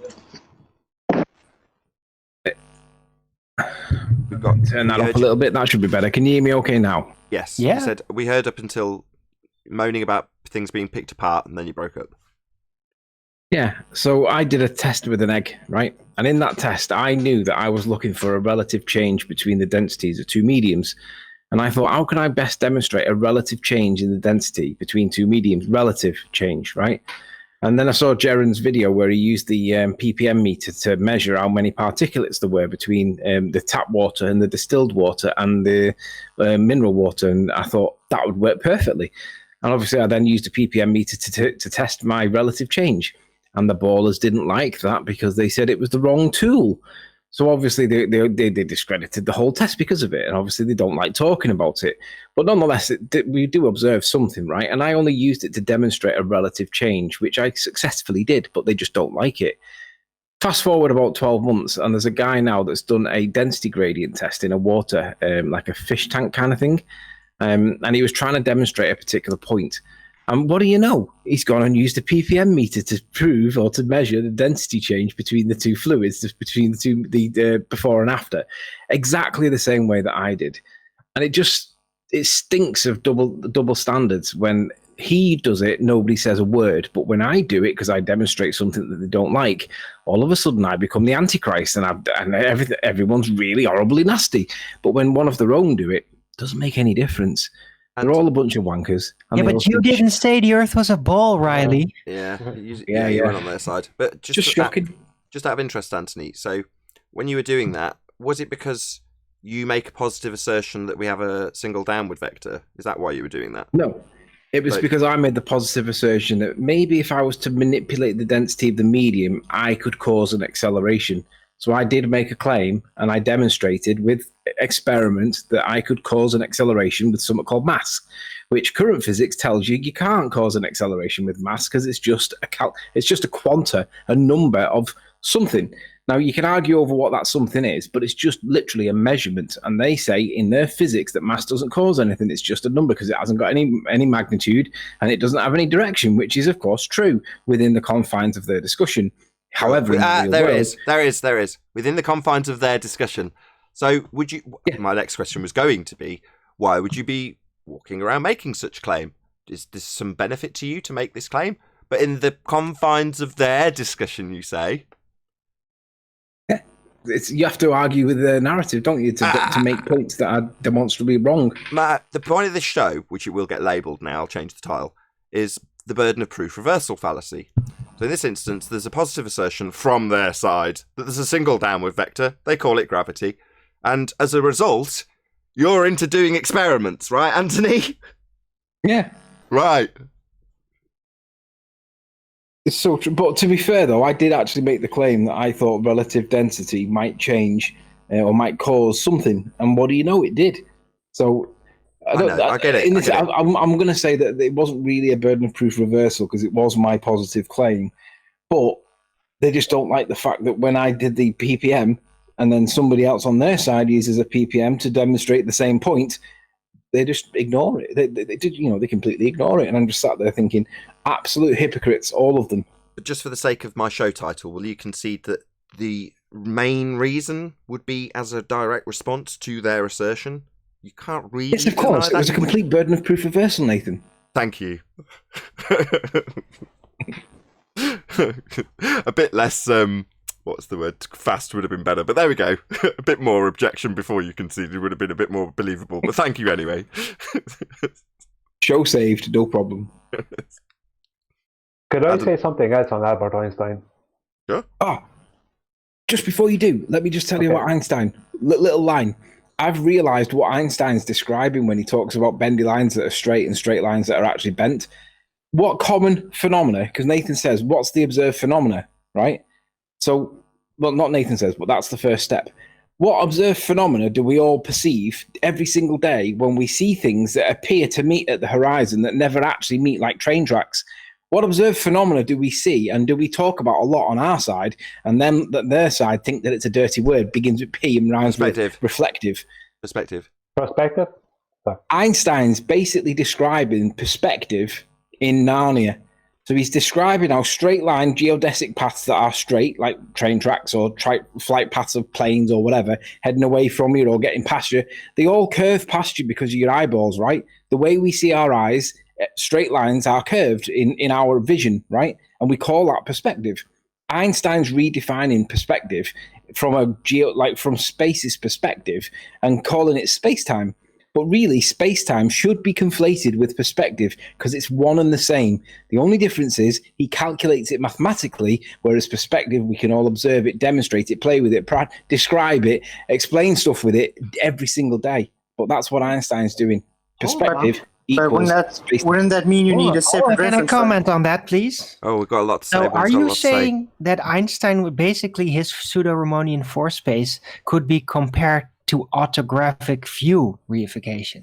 No, not orthographic view. Perspective, out of the eyeball view. The orthographic view, remember, it hijacks the perspective. No, he's not talking about geometry. Compared to orthographic. Not talking about that.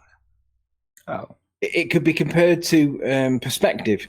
So that in the real world, when we look to things moving away from us, they appear to curve down towards the horizon, or they go towards the line at the horizon, even though they're not changing their altitude, right? Train tracks never actually cross. They look like they're about to cross, but they never actually do. And I can see that he's describing perspective with curvilinear perspective. He's describing curvilinear perspective, what we see with our eyes. He's just describing that mathematically and applying it to space and calling it space-time. Well, change the word space-time for perspective, and then all of a sudden, Einstein starts making an awful lot of sense. He's still talking about Narnia, but it makes sense when he's talking about geodesic paths that are straight, that appear curved, but therefore we can perceive them as an acceleration, and therefore they're a force. Okay. There you go. This is something that definitely will need dwelling on, and we've got our as a mathematician, Adam, so we'll definitely run it by. But Brian's waiting in the wings to actually say something. Go ahead, Brian. Can I rephrase an interpretation? No, we will discuss it further. I promise. I'm not going to forget it. I'm trying to get it here. So is he saying that basically perspective from a first person is like the other dimension at it? Yeah. It's the next level. He's describing our perspective, our conscious experience is the next dimension.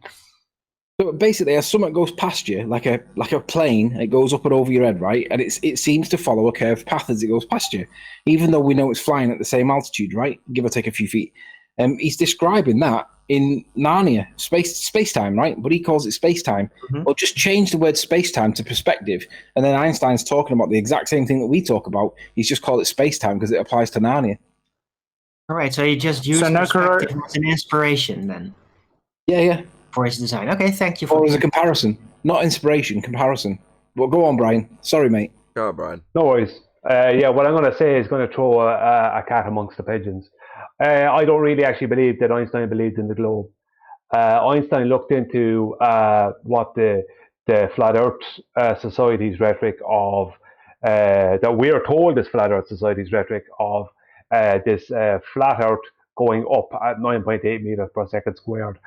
If you put his field equations and the fact that they only deal with one mass at a time, and you put it in my scenario earlier of two people dropping something right simultaneously at two different places in the world, then in the Flat Earth Society's rhetoric, then the world is coming up to meet both those things. I don't really believe that he was a globe believer at all. I believe he was a flat earther, but he knew to get what he was trying to put, whatever ideas he had, and a lot of it was based in his own imagination, because even him speaking, if you listen to him speaking, he keeps on talking about imagination. I believe whatever ideas he had, he put them out there, kind of coded, and he knew he had the only way to get what he was trying to put out there was to speak about things in a globe sense. But if you look at his field equations, they actually, not that I'm saying they're correct or anything, but they would work far better on a flat plane, not as opposed to a globe. And even the whole thing of the Earth supposedly coming up to meet them, he actually did look into that, and that's a lot of people don't know that. He looked into that, and he was one of the proponents for that. He was looking into that as a possibility, and I think that he actually believed that a lot more than he believed the globe. That a lot of what he put out there is only nonsense. That's shrouding the things that he actually really put out there, like E equals mc squared. Like they try and equate that to hydrogen fusion reactors. Whereas in reality, I think rather than E equals mc squared, I think he was more likely talking about actual just hydrogen fusion and the likes. But he had to make it fantastical, more fantastical and way out there for people to accept it. You know, maybe I'm giving them too much credit. Well, I'd like to respond to that, because I don't think that's not too unlikely, because in my experience, if you don't understand things, then you can't really design anything with it properly, because you don't understand how it works. So he probably realized early on, like, because he was like mechanically smart, technically smart, quick in the inside of that sort of thing, figured out like, wait, now I have to dig into everything, and then figure out how it really works, use that as a primary vantage point, and then see what I can do with it. And then, of course, he had to later dress it up to make it more globe friendly, because that was the plan at the time. But you might be onto something. He definitely did look into the alternatives. I'm sure of it. Big shout out to Alexander for hitting the super chat. Thank you very much indeed.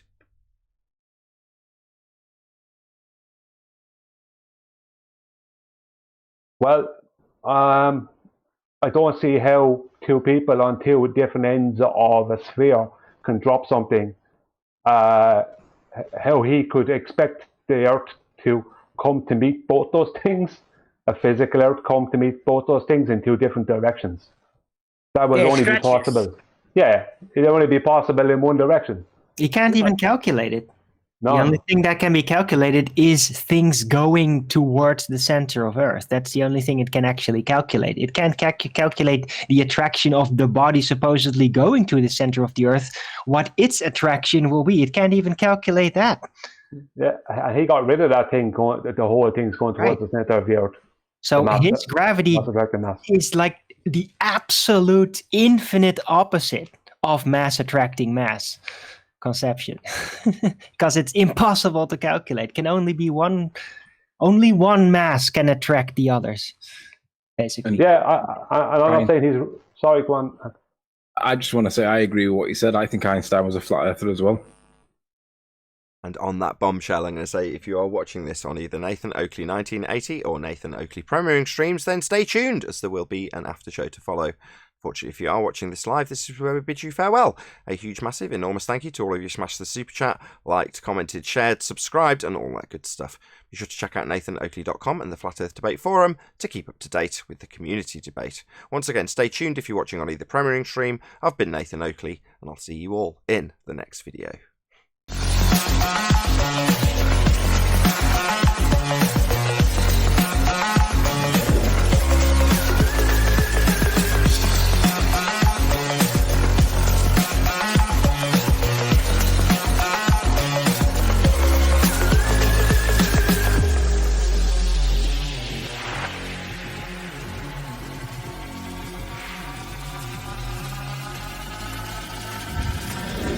Oh, what a day!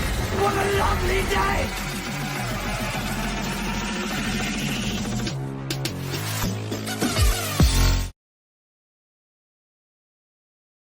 Few days and conflate the word. Every time you hear the word general relativity or space-time, just change that word to perspective, and then it makes sense. And you look at it and you go, he's describing what we talk about. It's literally what he's doing, but he just calls it space-time so that you wander off into some kind of suspended reality mode that you end up becoming a zombie at the end of it. But he's literally describing perspective. Yeah, like, wow, space-time, wow. He's using perspective as an inspiration to try to imagine a dimension through. This is what I talk about when I say the fourth dimension. It's here. The fourth dimension is everywhere. It's just through. See? And he is conceptualizing a format for that, other than just saying through, by reifying the way he has analyzed perspective into this fictional, at this point, fourth dimension frame. And Tony got that right, I think. See? So he's creating a conception of the fourth dimension being inspired by, I am doubling down on that perspective. It is inspiration because it's not literally the fourth dimension. He's using the analysis of perspective and then disguising it as a dimensional story interpretation. See? Am I making a little more sense now? Maybe. We're talking about mathematical descriptions, and Adam's disappeared, so I was going to ask him, but he obviously knew that I was going to ask him, so he's disappeared. So general relativity actually debunks the whole globe altogether. Reality debunks the globe. Yeah, that's pseudo. It's everything that exists debunks the globe. When you point out that it's not real. That's correct. The only the place where the globe cannot be debunked is in the imagination of a unwilling person. Huge question here. Just wanted to ask this real quick. I'm going to tell you all now, 100% globster, but you know what? That's fine. I just want to hear your guys' arguments. So are you guys talking about like general relativity from like Einstein right now? Because I'm kind of late to the party and I don't really know what y'all are talking about. General revelations. No, general relativity. But So like Einstein's theory? Or you guys talking about like that one, right? Just want to make sure I'm on the same baseline as everybody else here. Okay. No, that Einstein defines what gravity is in current physics, right?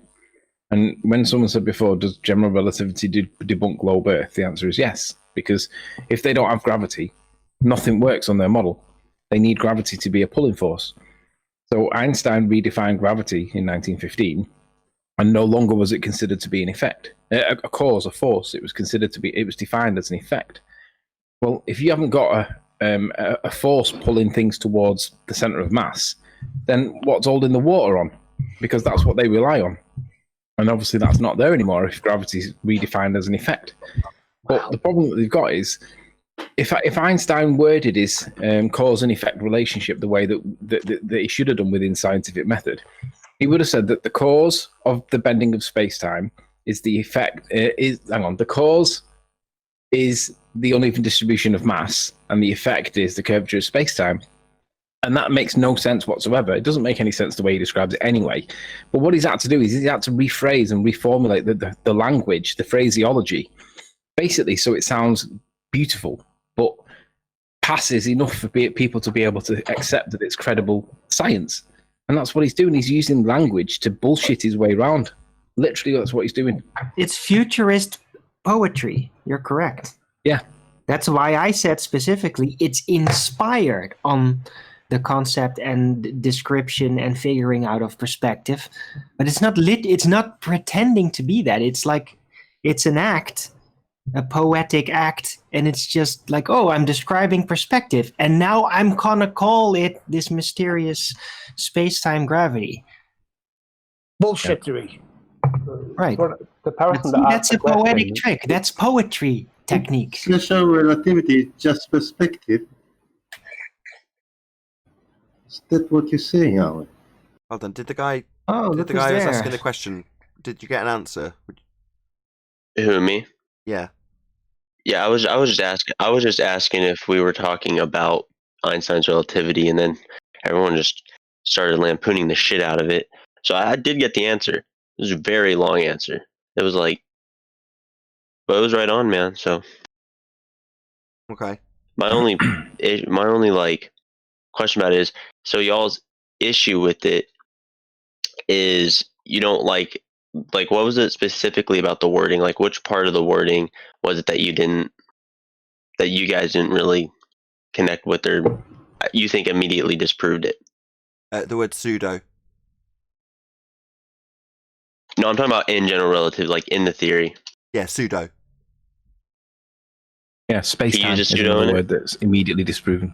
Yeah, the geometry is pseudo for space. Did you not know that? No, I didn't. What do you mean? What's pseudo? The mathematics and reification thereafter. This what you're the describing. Definition of space. The medium is conceptual. Yeah. Space-time is defined as a conceptual medium. Yeah, and it cannot be translated into a more proper medium like Euclidean space. It's there is no way to translate it into anything viable. So it's just conceptual. There's no tie-in with reality, this type of modeling. They're Can I being say nice. something It's to him, Nathan? bullshit. Hold on. Given that's the case, you asked, well, what specifically about it is the bit that we think isn't making it real? Well, the fact that it declares it as not being real. So obviously you weren't aware that Einstein's pseudo-Riemannian force space being bent wasn't real. You obviously thought it was real, correct? Well, here's my thing. I still do think it's real. I just didn't. I never knew that he used the word pseudo in one of his theories, or in the writing of his theories. Don't have any theories. Theories would be based on. It's in the name. Based on valid science. When they call it a theory, they're just talking No, go ahead, colloquially. please finish. My bad. It's Didn't mean to interrupt. mathematics. It's mathematics. Pseudo geometry. My whole thing. My whole thing is when you guys are saying who was it that was saying their problem with it was like who was it? What was it? General relativity. They said it wasn't in physical space. It was in what was the word he used? I think it was someone that was just talking. They said it was abstract. Is that what the word they used? Perspective, was it? Abstract. Was it the comparison to perspective? Yeah. What does abstract mean? So what I'm understanding from Albert Einstein's theory on general relativity, I mean, you guys already read it. You know, it's with the effects of the difference in mass is causing warps in space-time. So whenever he says abstract, now I'm just playing here devil's advocate, right? Don't land past me, all right? Land past the viewpoint, the argument. Is the abstract plane essentially is in relation to the fact that due to his theory, there are different dimensions. That's the way that his theory works, especially as it's been worked on in modern day. So space and time, they're intersecting, but they're part of different dimensions, right? So whenever they tell us to try to be abstract with it, he's trying to make you as an individual open almost your mind to the idea that what you're seeing aren't the only effects that are happening in the universe around you. You have to try to take into account the things that we as human beings can't comprehend. You know, from a religious sense, that's kind of like with realm. No. What you see and experience isn't anything to do with this pseudo geometry. So when you tell us about how we should see and experience things, no, that's not what this is. It's merely abstract. So I said, what does abstract mean? Oh, are you asking me to define abstract? Yeah, what does that mean? I didn't understand that. You're literally asking me. It's like something that isn't. It can be almost interpreted in multiple different ways. Nope.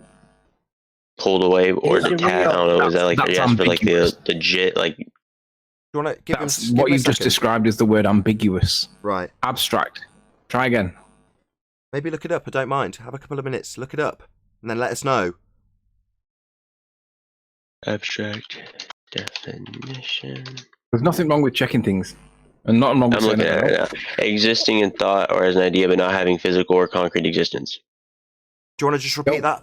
Hold on, guys, on G+. Just repeat that for me, please.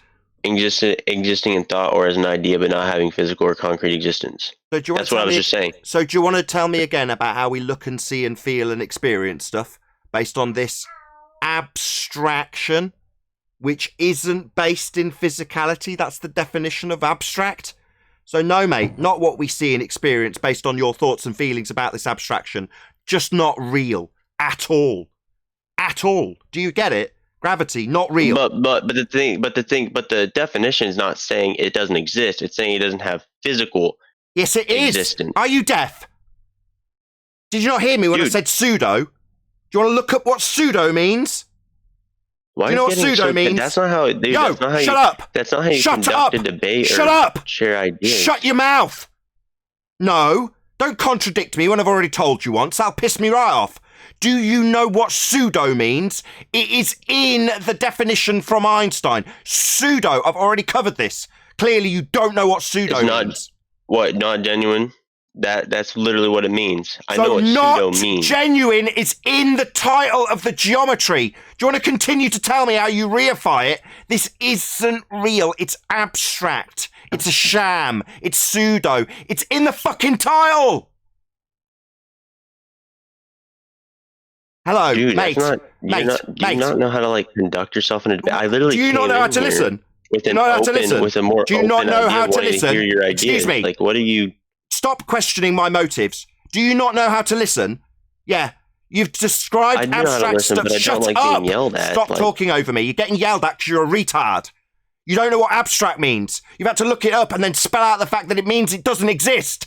But you're telling us how dude, we can I look. literally Shut explained up! what abstract Shut was. the fuck what are you up! talking about? Shut up! You stupid twat! Do you get now? Don't laugh with your fear and your reconciliation of your cognitive dissonance. Can you shut the fuck up? Can you do that for me? Yes, but no, seriously, continue. You can go. You don't need to give me permission, you stupid twat. You need to shut your dumb mouth. You didn't understand what abstract meant. You thought it meant fucking real. That makes you a retard. And you think you can talk through me while I tell you off after having already politely told you that it's in the title, Pseudo-Riemannian force space? That's pseudo, mate. I already covered this. So when you tell me again that that means it might be physical and real, no, that's you being stupid and reifying non-physicality abstractions into somehow being physical. They're not. You were just wrong. You were misunderstanding how this geometry, pseudo, works. In reality, it doesn't. Do you get it now? Gravity, not real, not to be considered as things we see and experience, as you declared. Wrong. You are just wrong. Okay, so a few points to what you just said. First off, whenever I was talking about abstract, I did not say that abstract meant real. I said it was something that was it was the wrong definition, but I did not say abstract meant real. I was saying it's something that was spread apart, that wasn't connected. I used the wrong word, right? I used the wrong definition. Someone else already, I believed, I see. corrected me and gave me the proper I word. understand now. So what you're actually saying is when you were asking us about what we see and experience based on pseudo-Riemannian force space, you weren't actually asking us about what we see and experience. You were using the wrong word. Nathan, Yeah, no, I used the wrong word. It's completely on me. I'm sorry for that. But what I wanted to ask again is when you're talking about pseudo force has a different. Hello. Can Other people talking. Look, can I please finish? Hello, Dumbo. Can I please Hello, finish? you dumb fuck. Shut your fucking dumb mouth. We don't want to hear from you. You're stupid. I let Shut you finish. the fuck Can I please up. have my final? Shut up. Finish. This isn't your fucking time to ask questions. Do you understand? You're the dumbest person here. Shut up. Dude, I will literally. Stop talking. Let me finish. Let me please finish. No! Do you not get it, you stupid twat? No! No! I'm being very polite. Everyone on the G Plus panel, I'm trying to handle this guy and you're making matters worse. No, mate. It's not your time to ask questions. Shut up. A fictitious force is a force that appears to act on a mass whose Mate, I'm motion going to is have to described stick using this non-inertial asshole who frames. won't shut up on mute. Any member of the audience that thinks I'm unreasonable. There you go. The guy will not shut the fuck up now. Yeah, you stupid buffoon. We're telling you that you reifying gravity is false. It's in the title. You've not conceded. You've started asking us questions. Other people on the panel have got things to say, but you think it's your time to blab on with your questions. It isn't. You've pissed me off royally, and I'm having to tell you repeatedly while you talk through me to shut the fuck up. Now, don't reply. This is rhetorical. I'm not asking you anything. I'm telling you how wrong you are and berating you for the fact that you contradicted me after I've already pointed out that it's pseudo, already pointed out that you are indeed reifying it into physicality when you ask us about what we see and experience when describing abstractions from Einstein. So you are, in fact, doing precisely that. It's not just incorrect wording. You're very specifically reifying a non-physical abstraction into reality, which it's not. Gravity isn't real. You're yet to concede that. And until you do, I don't want to hear another fucking word from you, you stupid idiot. G Plus panel, feel free. Have at it. He's chanting number one. Number two, pseudo means intentionally deceive. Don't leave that out. Can I just correct you as well? When you said the word abstract, you didn't say, you thought it meant can be interpreted more than one ways. And I corrected you and said that's not what abstract means. Go and get the dictionary. But when you recited what you said that abstract meant, you didn't cite yourself back correctly. I just wanted to correct that you thought abstract meant could be interpreted more than one way, and it doesn't. Yeah, no, you're the person I was talking about whenever I was saying corrected me. That's what I was pointing out whenever I said that. There's a lot of yelling, so no one heard me. Yeah, because we're waiting for you to concede that when you think gravity is something real and in our world that we experience, it isn't. You're yet to do that. Because I believe it is real, yes. Believe? I don't give a fuck what you believe, you dumb shit. It isn't real. It's in the fucking title, Pseudo. It's abstract. Do you think I care what you believe? It is not real. Now, the fact that you've got a dumb fuck belief about this shit is irrelevant. It's not real. It's in the title. You've gone and defined what abstract means. This is abstract. Pseudo for space. I don't care what you believe. You're stupid. Okay. Not okay, we're waiting for you to concede. Regardless of your dumb fuck belief, this shit you believe in isn't part of reality. It's abstract! Let me say something about that. No! You can say, I understand that my abstractions, reified into physicality that I now believe in, aren't real. That's what you can say. Otherwise, I don't care what you've got to say. We've had to school you. Infuriating when you contradict us because you don't understand the fucking words you're using, making you a moron, making you ignorant, and we're having to school ignorant globe-believing thickos in their own words they're using. You don't even understand the language you use. It's pathetic. Okay, so here's... Not okay! Stop saying okay, you're pissing me off. This is not okay, it's intolerable. You're a complete clown, here to ask us questions and talk through us, and be irritating generally, because you're ignorant. The inertial force in Stop physics. babbling through me, you dumb fuck. You think that's going to be tolerated, you stupid idiot? It won't be, you clown. What will happen is you will be berated by a flat earther for your abject stupidity, your ignorance of the words that you've used, and your claims that you've reified non-physicality abstractions into our world that we see and experience, and then justify it with your belief, you pathetic little twat. You have no fucking table manners, my dude. I will berate you for the dumb fuck you are. Table manners? You are all scum. You're thick as all shit. You come here and you talk about stuff that you literally don't even know the words you're using to describe. You tell us that it's ambiguous when it's abstract.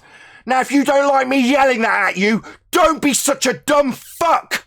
You don't like my table manners? Don't come to the table with ignorance and stupidity when you're dealing with people who do know how you reify this shit into existence. Gravity isn't real, mate. It's pseudo, it's abstract, and all you've got to back that when we point it out is your belief. It's pathetic. You deserve to be berated by a flat earther. You deserve your pummeling being published to a worldwide audience to laugh at, because you're thick. You're so thick you don't even realise that when we point out with justifiable definitions of how wrong you are, you come back with your belief. Do you realise how pathetic you are, you fundy religitard? Do you believe how stupid you are? You've got a belief, fundy.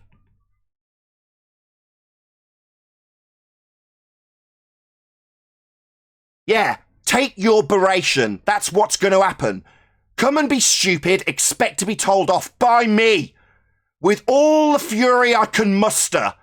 You will be told how stupid you are by flat earthers, and they will come down on you with furious vengeance for your stupidity when you come back and contradict something that's already been described to you. You deserve to be told off. All of you retards who think you're on a globe deserve this. When you contradict yourselves, tell us that the words you're using were mistakenly used. When you're asking us about how things are seen and experienced. Yeah, that's not real when you're talking about pseudo for space. Not real, sham, fake. No. That's what you're talking about. I don't care if you believe in it or not, it's not real. Can I ask Kraken a question, if that's all right? Sure. Kraken, can you hear me?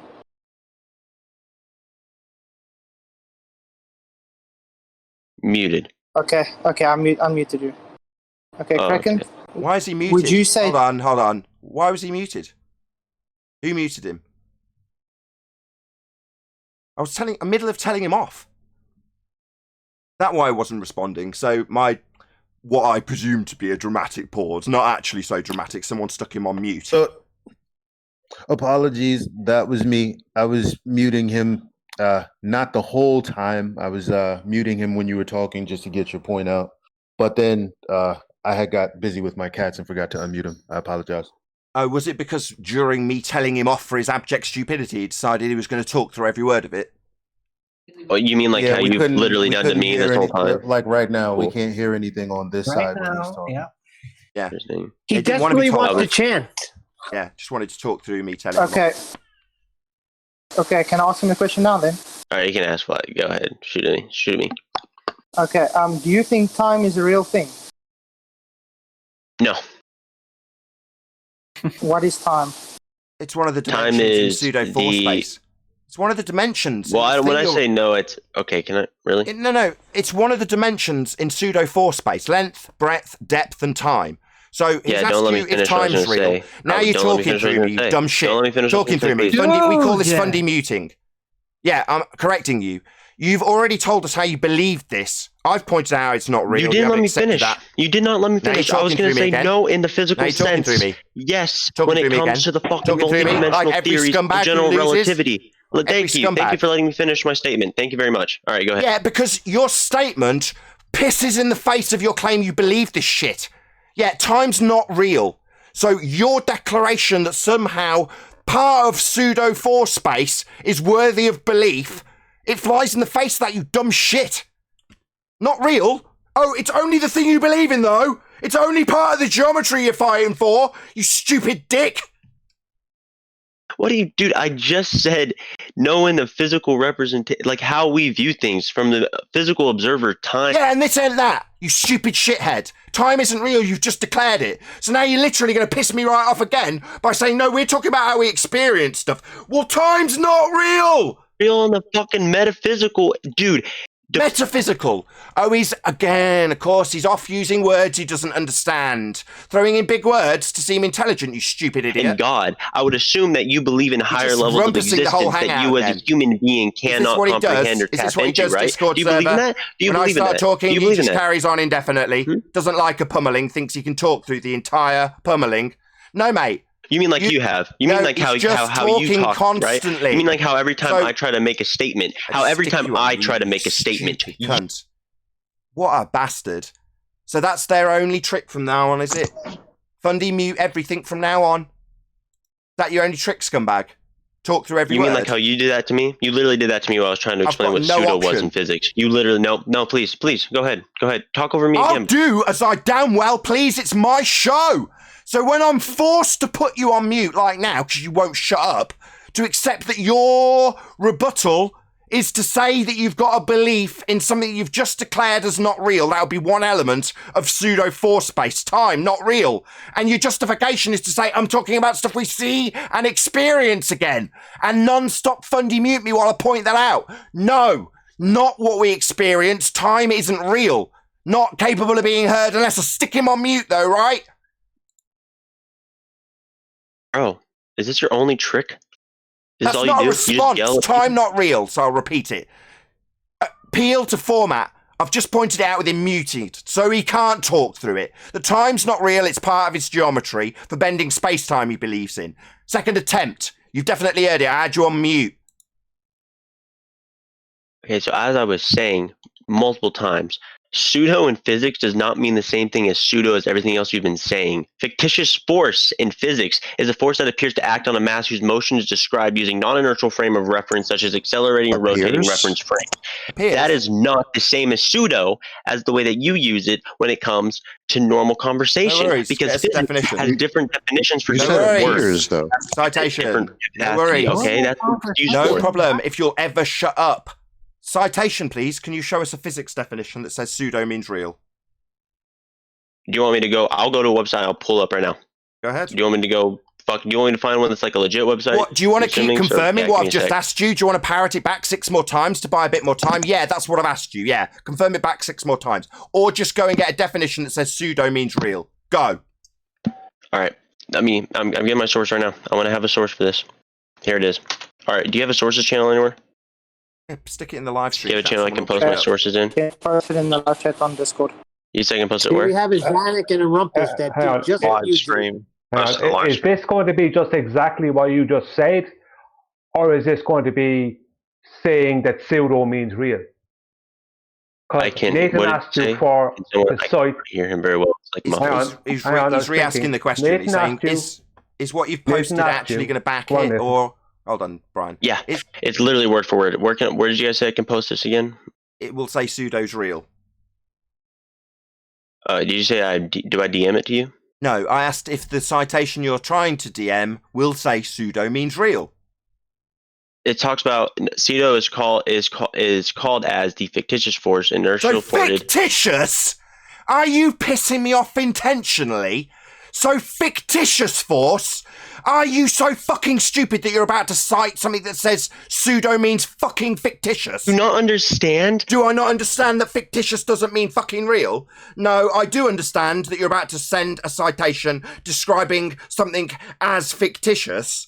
I also understand that while I'm pointing this out, you're non-stop fundy muting me. Holy shit. Yeah, you're non-stop fundy muting me again, aren't you? I have never experienced something like this. Someone who's so inertly dug into their views. This is different. This Why is you don't realize how you destroyed your own argument, man? Is that what the problem is? Do you not get it? You destroyed your own argument. He asked you for a citation saying that pseudo is real. You read something out, and one of the first words you say is fictitious. What does fictitious Well, yes, because mean? do you want to here's why? Because fictitious force is mean? literally a term used in physics. A fictitious force is a force that appears to act on a mass whose motion is described using a non-universal frame of reference. That's what it is. It's just Let's move on to the next diarrhea. word. Now let's look up Peter. Yeah, he thinks verbal diarrhea is acceptable here, so he's not shutting up. Basically, that's his tactic from here on in. So he's got the word fictitious, he's got the word appears, and he's got a non-stop fundy mute button that he's going to use in between. He was going to just cite bro. And on top of that, the 4D pseudo-Ramonian space-time crap that you're trying to say is real, you yourself said one of those dimensions is not real. I did not say that. Do you remember that? Yeah, you did say that, you lying bastard. So now it's just You didn't down say to the time is lies. not real. Yeah, you did. You said time's not real. You were specifically asked. That's where I interrupted and said, well, that destroys your own argument. And of course, it was met with loads of objections, loads of fundy muting. I've now got my mouse pointer so I can point out that while I'm talking, he's talking, so he doesn't have to listen. Fundy mute button, that's what we call that. He was just going to cite the exact same thing as he said, because he doesn't understand that a word has a definition and a meaning, and it doesn't change if you use it in physics or anywhere else. Its meaning is the same. But in their world of belief, heliocentric belief, a definition of a word can change to many different things when they need it to do so. He has no idea why Nathan got angry. He has no idea why his citation was not going to be any good. He doesn't seem to get any of this. Yeah, he thinks He was going to fictitious repeat means everything real. he said. Yeah. He thinks fictitious means real.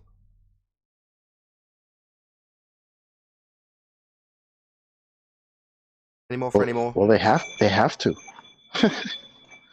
Well, Zanuck and Rumpus tried to run the same game. That pseudo means something different in physics. Pseudo means pseudo. Sorry, Nathan. No, that's it. Just go ahead, Brian. No, I was just going to say, like the example he used, a pseudo force. They try to use this thing, pseudo force, for the Coriolis effect, and then it becomes the Coriolis force, and before you know it, it's creating weather patterns, weather systems. You know, it's like, no, it's the Coriolis effect. It's an effect. There's no pseudo force going on. It's not a force in any way, it's an effect. But they want to gradually turn something from into something it's not. They'll turn an effect into a force by changing the definition of words and messing around with words. That's what they do. That's what he was doing. It's the pseudo force. It means it's not a force. Pseudo force, not a force. Right. And when you The ask him to funny thing is, he thinks we didn't hear this before. Do you Yeah. think he's just presenting this to us? Yeah, what outrages me the most is when you challenge that and say, well, give us a definition that says pseudo's real, and in the first 4 words it says fictitious. You're like, what an outrage. Anyway, with that, I'm going to say another huge, massive, enormous thank you to both Discord and G Plus panels for making today's after show possible. And of course, a massive thank you to all of you in either Nathan Oakley 1980 or Nathan Oakley Premiering streams for hopefully smashing the super chat, liking, commenting, sharing, subscribing, and all that good stuff. Be sure to check out nathanoakley.com and the Flat Earth Debate Forum to keep up to date with the community debate. Another thank you to Discord and G Plus for making today's after show possible. I've been Nathan Oakley, and I'll see you all in the next video.